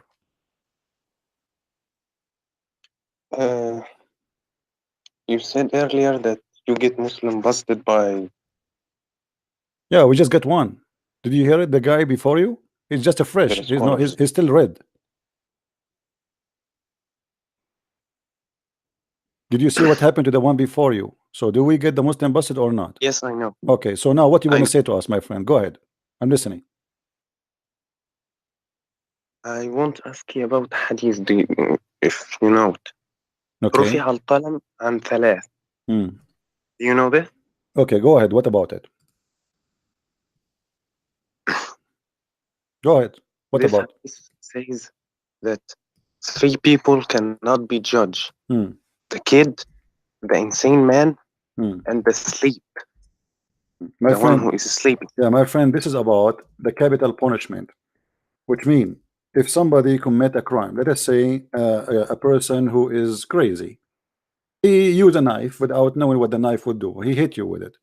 This person, he will not be judged. So if he is a child, you do not know what he is doing. This is about capital punishment in life, in the Sharia law. This is not about the judgment day. No.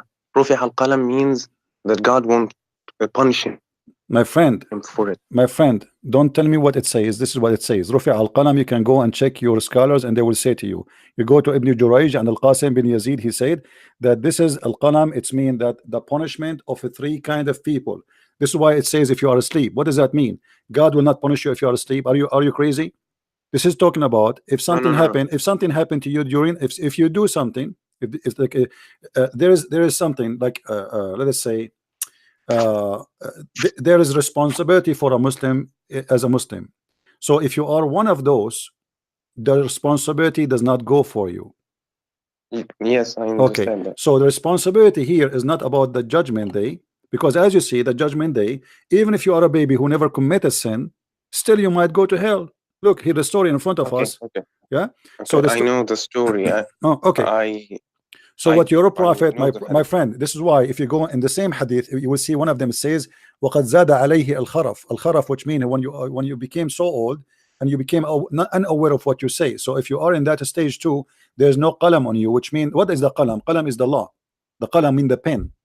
The pen of what? The pen of the law, the Sharia. Can I ask you one thing before I sure. proceed? We apply punishment when God will apply it in the afterlife, right? No, there is 2 kinds of punishment. There's punishment of Islam on earth, and there's punishment of God in the judgment day. Punishment of lifetime. This is what supposed the Sharia law. This is why even your prophet, he says, قاتلوهم يعذبهم الله بأيديكم. Fight them, kill them, so Allah punish them by your hands. Okay, don't come. You ask me, let me answer you. So kill them, torture them, Allah punish them by your hands. So don't tell me there's a punishment in the judgment day. No, Islam believe that when a Muslim he attack me and kill me and torture me, he is doing the punishment of Allah. This is why you Muslims, when you shoot somebody, if you join ISIS, I hope soon, you say ما رميت وإنما الله رمى وما رميت. I did not shoot him, I did not kill him, it was Allah who killed him. So if the punishment is only in the judgment day, then how how the Quran, all the Quran is speaking about that. So my friend, you try to defend, but you have no. What? No, and that is not my original point. What is your original point? What? You know Al-Imam Al-Nawawi? Yeah, he's my cousin. Funny. And what about him? He interpreted that hadith and said that the Prophet says, not say that he will go to heaven. He might be go the other way, as not to prejudge what is going to happen in afterlife. my friend, no problem. It can be that if you are a crazy person, should not be judged, but this is the logic. But as you see, a child who never commits sin, he's not a crazy, he is a Muslim, he never did anything wrong, he did not even reach the age of sin. Still your prophet saying that people are created for hellfire when they are in their father lions. So you commit sin, you don't commit sin, this is not a reason to go to hell in Islam, which Islam is a stupid religion. And then here, if you go with me, read me the chapter I'm reading for you from. It's not you who slew them, it was Allah. It is not you who killed them, it was Allah. Why? Because Allah, he punished them by your hand. So Islam as a religion believe that there is punishment for those who deserve punishment. And who is the one who deserve punishment? Someone he refused to accept Muhammad as a prophet. Someone he did not pay to Muhammad the money because he's a gang leader. Someone she refused to take off her panty, as many women they happen to them that Muhammad he chased them and he raped them. Someone he did not pay Muhammad jizya, like the Christian and the Jews, so they should be killed. He will enslave their children. Muhammad is a thief. He have no problem to let you even worship any god you wish as long you pay him money. And this is proving us that Muhammad cannot be a messenger of God, because if Allah is ordering you to fight the kuffar and fight what? Fight the kufr. So how you accept the kuffar to stay alive and worship the false god if they pay you money? What is the condition for the Christians to stay alive? Is to pay the jizya. Muhammad, he have no problem if we don't accept him as a prophet and not to worship his god as long we pay him. That is a clear evidence of a theft. He don't care for God. A person who have jealousy for God, he will not accept any compromise, and he will not say, okay, you know what, if you pay me, I will let you live. Same time, what kind of justice? You just said to me, if somebody is a crazy, should not be judged, correct? Correct. Okay, so why Muhammad saying a child who never commits a sin, he might go to hell? Where is justice? Can I ask you something? I let you speak as you want. Go ahead. Go to any Muslim scholar and he will tell you that any Muslim who died before the age of consent, he will go to heaven. Well, that's mean Muhammad is a liar. Thank you very much, guys. Did he say? Hold on. No. You said go to any Muslim scholar. Here we go. Is Muhammad a scholar or not? Is Muhammad your prophet a scholar or is an idiot? Yeah. If you're a prophet, if you're a prophet correcting Aisha, she said she is happy. She said this child is a bird in paradise. So Aisha, she thinking like you and me, that it's justice that the child, he is a son of Muslims, so he commit no sin, so he will go to heaven. But you just said if you go to any scholar, he will say to you, a child who die, he will go to heaven. But this is not what your prophet said. Aisha says that, and Muhammad, he spanked her. He said, are you stupid or what? Don't say that. For nobody knows who is going to go to heaven or go to hell. It might be the otherwise. Otherwise what? She said he will go to heaven. He said otherwise, which means he might go to hell. Why he will go to hell? He explained, for God, which means Allah, he created who will go to hell when they are in the lines of their father. It is not something you earn later. It is something you have already before you are created. The decision already made. So Aisha, she think that because he did not commit sin, he never reached the age of sin, he will go to heaven. Muhammad disagree. The qadar does not work like as you said. Okay, my friend, it's not me who said that, it's your prophet. Please let your dad call me. I mean, I don't know what I can do. How much stupidity we can have.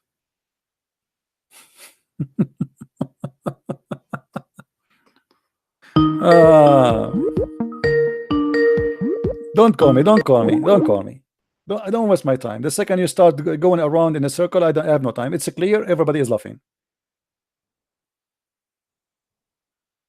Everybody is laughing.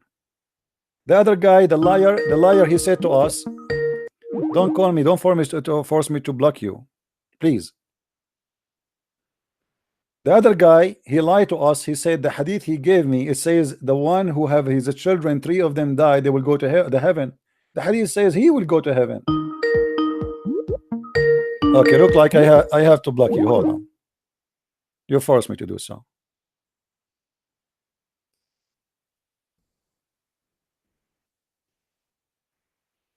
Who is next? Who is next? And look how deceiving people they are. This hadith in the front of you, it's so clear. The guy, the liar, he said this hadith saying that if you have 3 children of you, I mean, even look at the logic, how stupid his logic and his prophet logic. Let us say, for the sake of argument, that Muhammad, he is saying what he is saying, that if you have 3 kids, the 3 kids who die, they will go to heaven. I mean, what is the logic of that?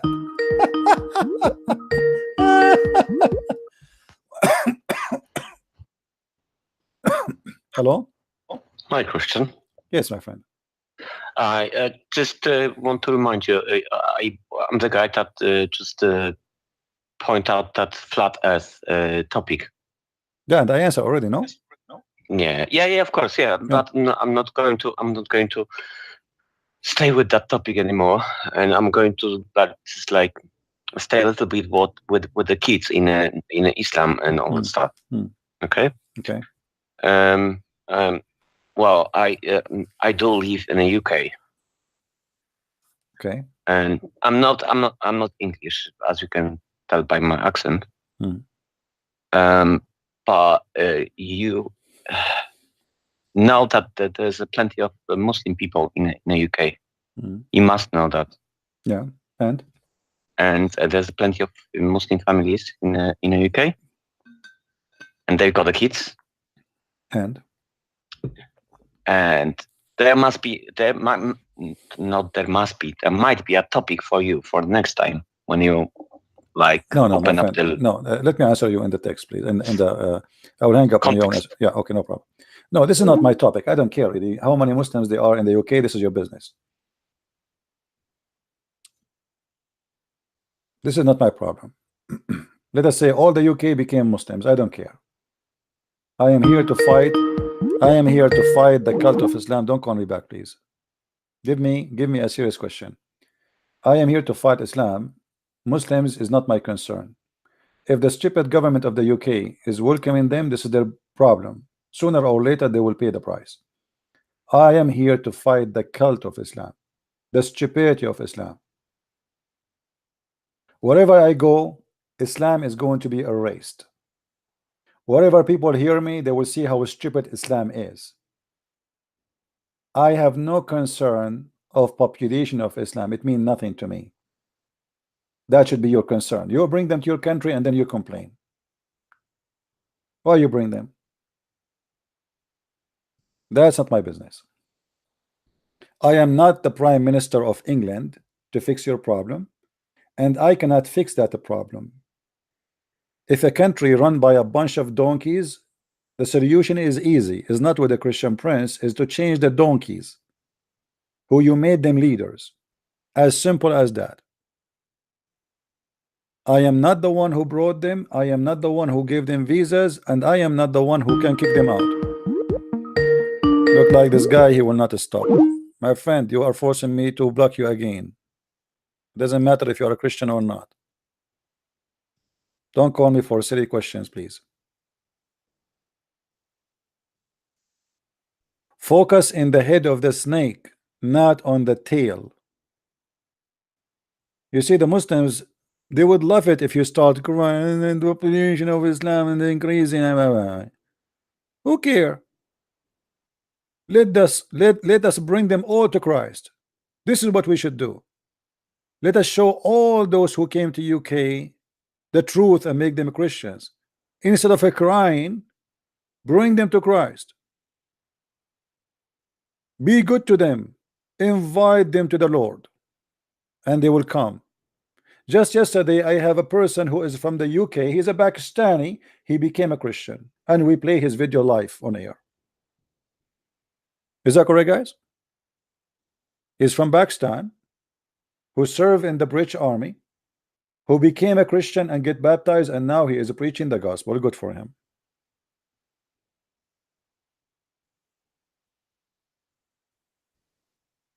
Do what you need to do. Stop crying. Why you are calling me, Sayyid? Why you are calling me? Yes, Sayyid. Why you are calling me, my friend? Yes, yes, Christian. I thank you for taking my call again. I really wanted to just basically ask you one simple question. You know, when I it have comes to I have no answer because you are smart. I am not, as you see. I don't even know English. What I can do now? well, if I offended you, I apologize. I truly didn't mean to do But that. let me ask you, be honest with me. The hadith you gave me about the 3 children, are you serious when you say that the one who will go to heaven is the children, not the father? That's what it said verbatimly. No, my friend, it says no Muslim, read with me. No Muslim whose their 3 children died will go to fire. Who is the one who will go to fire, will go not to fire? The Muslims who his children, 3 of them die. The hadith says English is your first language, correct? Not like mine. correct. Okay. The hadith is so clear in front of us, says that if a person he have 3 children, they die for him, he will not go to hellfire. You said they die for him? No, they die. I mean, it is children. They die. They die. Like, let's say you have 3 children, they die maybe in fire or they die in disease or whatever. You have 3 children. Because of that, you as a Muslim, you will not go to hell. That's what it says. And I find that the hadith you gave me is proving that Muhammad is a false prophet. Because you know, see, this is what I mean. It's like your ability to comprehend is not. It's not, and it's only like 3 lines. It's only 3 lines, not even 3 lines. It says no Muslim whose 3 children. So now we could just take that right there. No Muslim whose 3 children died. The children belong to who? So now there's a cause and effect. The cause is a man or a Muslim man with 3 children. Okay.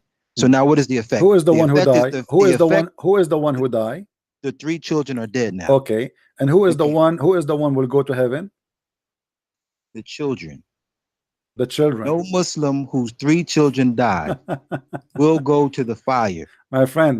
So if you're not going to the fire, where you going? Okay, hold on. You know, anyone who speak any kind of form of English is going to be love in what you said. I don't think so. I don't think so, man. I think that anyone who hears me speaking knows that I'm speaking clear, and you're reading the same thing. Let me show you. Let me get you busted nicely. Here we go. The hadith in front of me in Arabic.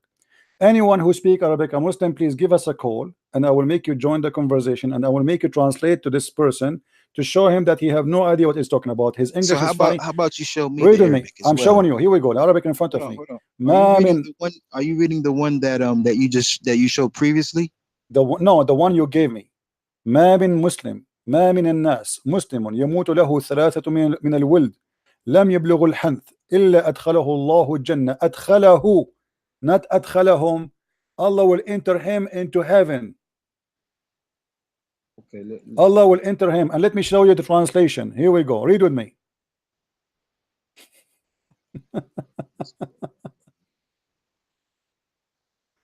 All the translation. Who is the one will be granted? Send me that in the text. Because of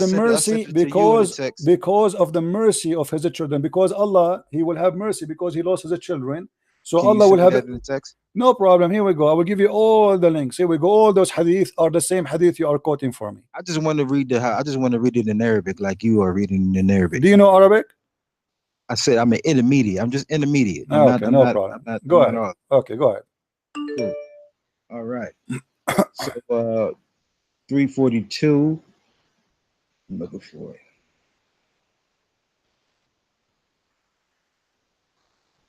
Okay, so now the prophet is making it even more clear. He doesn't even use the word hellfire. Ma minal nas muslimun ya'mutu lahu talatat minal waladi lam is declining. He's declining. It is a negative. See, I ain't saying I'm the best, brother, but I do know a little something. Okay. He's saying that the prophet is basically giving the license for every Muslim to believe that if he has a child and the child is dying, to always believe and accept the good news of his child getting Jannah. Okay, read with me, my friend. Everybody is laughing at your lies. Sorry to say. It's in front of you guys. Read with me. This is different translation. Sahih. This is Sahih. The Messenger of Allah said, "There is no Muslim 3 of whose children die before reaching the puberty, but Allah will admit him to paradise." Do you see it now? It's the first, second, and third one because I'm at the second one right now. Does it say? Which one are you reading? Okay, let me give you the link. So you can read it in Arabic, you can read it in English, because your Arabic is fantastic, my friend. I want to learn Arabic from you. Here we go. Come on, man. Okay. So apologize for lying. Oh man. Yeah, I require apology, guys. Is that correct? He's lying to us. He speak English better than me. He have no excuse to lie. English is not my first language. Okay, what hadith are we reading, man? It's the same hadith we are reading. The same hadith you gave me. The same, exactly the same hadith. The same report. Okay. Okay. Do you know what that? Do you admit him, not them. Who? How many the children? The children they die. 3 of them. Who is the one will admit to heaven? Is the father of the children. Admit him. Okay. Do you know what that word "of" means? My friend, just go, please go. I mean, this is why I don't want to. I don't send me somebody he claimed to be a scholar, not a kid. I'm losing my patience. Sorry. I mean, look at this. I show it in the front of him. This is their translation. This is their website. This is their hadith. This is the hadith he chose for me. And yet he says to me, do you know what this word mean? And do you know what this word mean? I am an Arab person. Are you stupid or what? This is my first language. Do you know what this word mean? No, I do not know what this word. You are the one who do not know the name of your prophet correctly. You are going to teach me. And here we go. I'm showing you your Islamic translation. What's wrong with that? Even your Muslims agree with me. And the Christian, they say to me, Christian Prince, you need to learn to be patient. Honestly, go and see the text. Christian, they say to me, Christian Prince, you should be patient. I stay here for how many hours dealing with this stupidity, and yet you will see a Christian, he's drinking Pepsi Cola, he have his foot in the top of his table, and he, Christian Prince, he starts schooling you. Christian Prince, brother, you are not being patient. You should be nicer, brother. You're right. Go take a vacation for Hawaii and teach me about relaxation.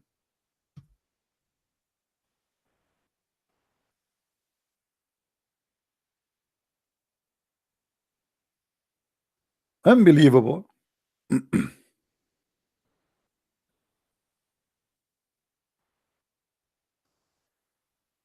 My friend, Mr. Sayyid, I hope and I pray that you will leave the cult of Islam. This is the most stupid religion ever. They fool you, my friend. And by the way, you are a black person. How dare you to accept Islam? Islam is the most filthy, racist religion against the black people, to the point Muhammad he ordered to kill every pure black animal because he believed the pure black color is the color of the devil. وَاقْتُلُوا كُلَّ أَسْوَدٍ بَهِيمٍ. Every aswad, bahim. Aswad in black. Bahim, pure black.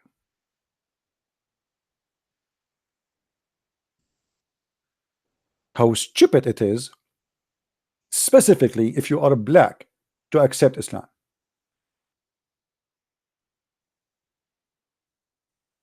How dare you?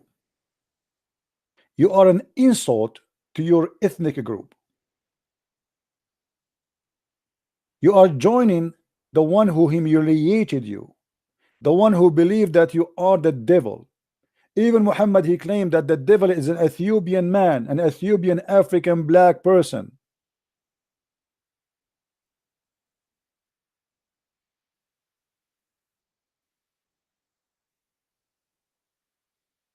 Why you need to kill every pure black animal? What kind of religion this religion is? Why? They asked Muhammad, what is different between a yellow dog and a white dog, a red dog, and the black dog? He said the black dog is the devil. I mean, isn't it obvious this person he have a mental illness?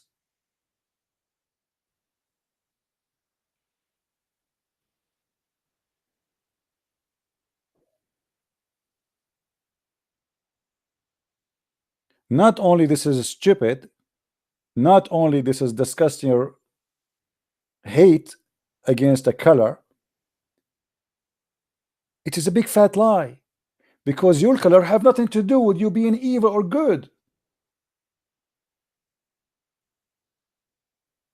I met many people who they are white and they are not good at all, and I met many white people who they are wonderful. I met many black people who they are not good at all, and I met many black people who they are wonderful. What does have to do with being bad or good with your color?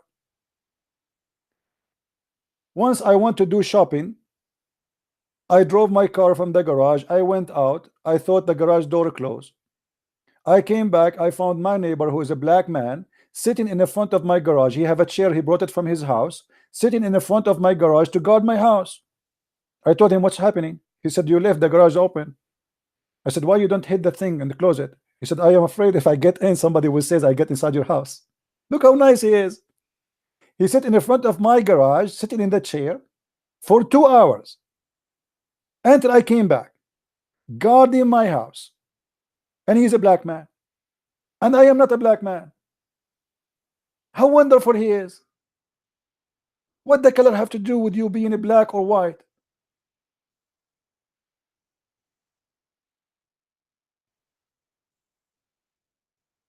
Even Muhammad, and you know the hadith where Muhammad, he said that Allah created, actually I'm thankful that one of you remind me of this hadith. I forgot about it for a long time. Allah created the black people from the left shoulder of Adam, and he said let them go to hell. And he created the white people from the right shoulder of Adam, and he said let them go to heaven, and I don't care. Black people from the left shoulder, and let them go to hell. And this is the God you choose for me? How dare you? How dare you to be part of such a cult? Allah Messenger, peace be upon him, yeah, we are right, said Allah created Adam when he had to create him, and struck his right shoulder, and there emitted from his white of from it the white of spring, as if it were white ants, and he struck the left shoulder, and there emitted the black offspring, as if they were charcoal. He then said to those who had emitted from the right shoulder, for paradise, and I don't mind, and for those who are emitted from the left shoulder are for hell, and I don't mind. That's your God, and you are a black person. Shame on you.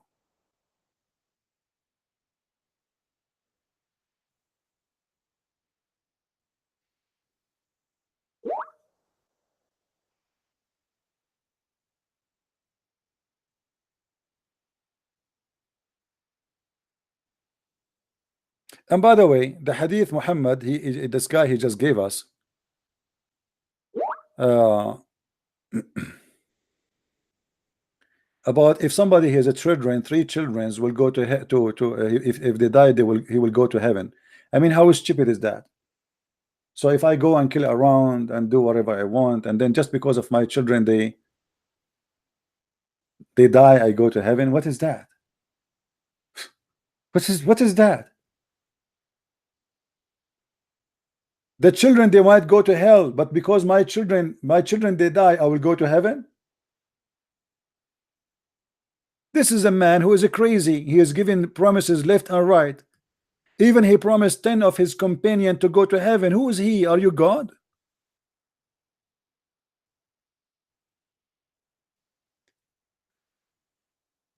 What?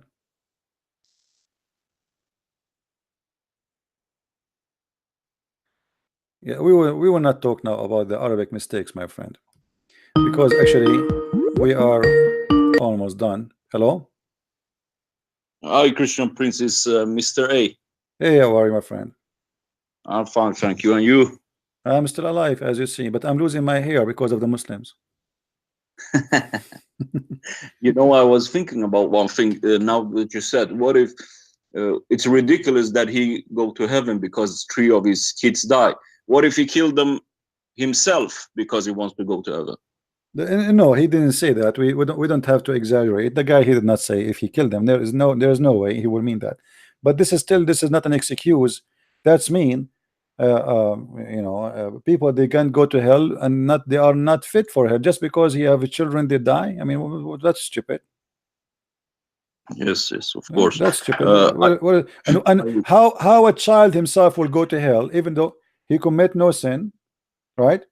How the child himself, he commit no sin, yet he might go to hell, but the father who his children die, because of them he will go to heaven. Yeah, it's ridiculous. Yeah, madness. But anyway, I heard you was showing the people, your viewers, about Noah and his children's name. Yeah. And the miracle in the Old Testament. Right. I don't know if you have mentioned Genesis 1:1, which is an incredible miracle. Okay, go ahead. This is written 2,000 years before Jesus Christ, Son of God. And as you know, all the alphabets, the letters is associated with pictures. Every letter have its own picture, and it's associated with numbers. Okay. Anyway, in Genesis 1:1, the first thing is in the beginning.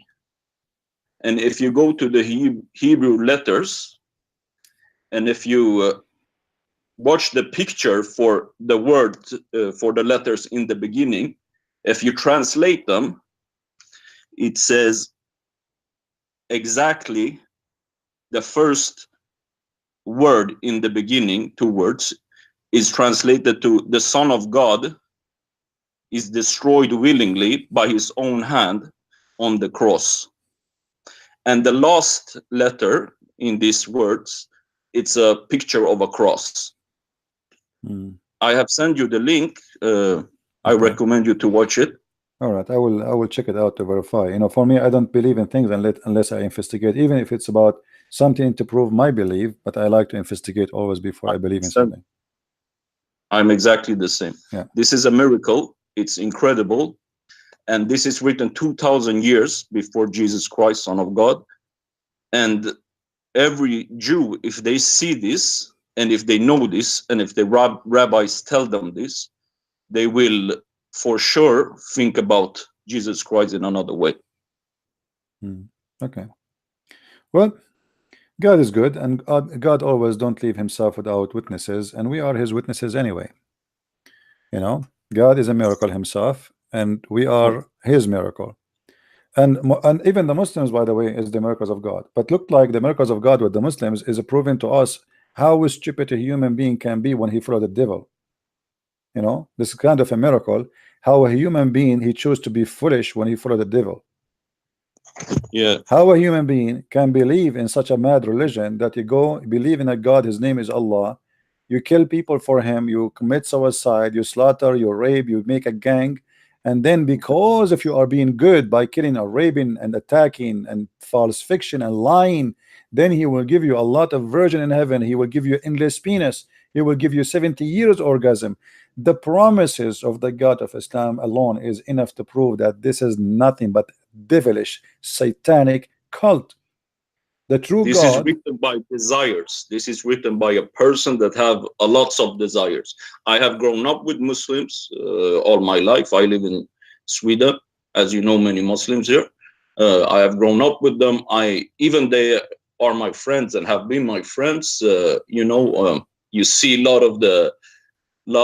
of their behavior, and we have often talked about this religion, and this has been the case all the time, the same things over and over again.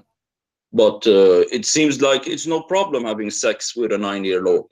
It seems like it's very normal at times.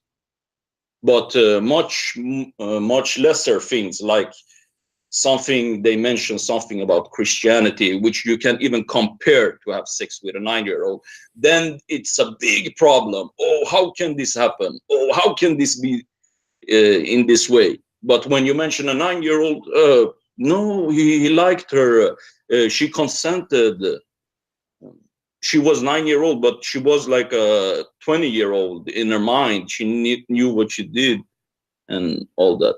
Yeah. Anyway, my friend, thank you very much for calling. Thank you. Our time is almost up, so I appreciate your call. Thank you. Call again from time to time. Thank you. All right, thank you. Bye bye. All right, guys, do we have a good time today? Did we have a good time? God willing, if I can do tomorrow broadcast, I will. If not, we might give you 1 day break from me. Can you produce material of my friend Mika, whatever is your name? I like now. I just said something about African, correct? Okay, what about you download the video, cut it? I said that in different video. Put them together yourself. Do some work. I mean, help me. I have many things to do. Trust me. I go to Facebook now. I will find like 100, 200 emails to answer. I go to Skype. I have like a 300 text waiting for me. I go to my YouTube. I have God knows how many posts. So help me, guys. I'm doing my part. Do your part. Cut my video. Okay, you like this part about African? Cut it. I spoke in different place about African. I made many tons of videos. Cut pieces, put it together, do some work, help me and help yourself, and the Lord will bless you for the work you do. Don't depend in one man. I am just one man army. The Muslim, they think I have secretaries, they think I have a driver, they think the Mossad is paying me, they think the government of Israel is sponsoring me, they think Trump is my driver.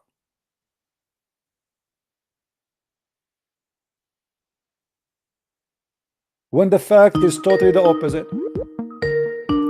Don't call me Sayyid today. Today we are done. Okay, get yourself roasted for tomorrow. God is willing when we finish. So guys, I want to say thank you for being here. May the Lord bless you, and I will see you soon again. If tomorrow is going to be tomorrow, if not, maybe the day after. Don't forget to subscribe so you can turn on your notification so you will be informed when we are on air. And tell your friends to come and join us. Feel free to download my videos. I have no problem, even if you are a Muslim, to download my videos and post them anywhere you want. But don't ever claim that you are Christian Prince. Don't play with them, otherwise I will flag you. Don't play games.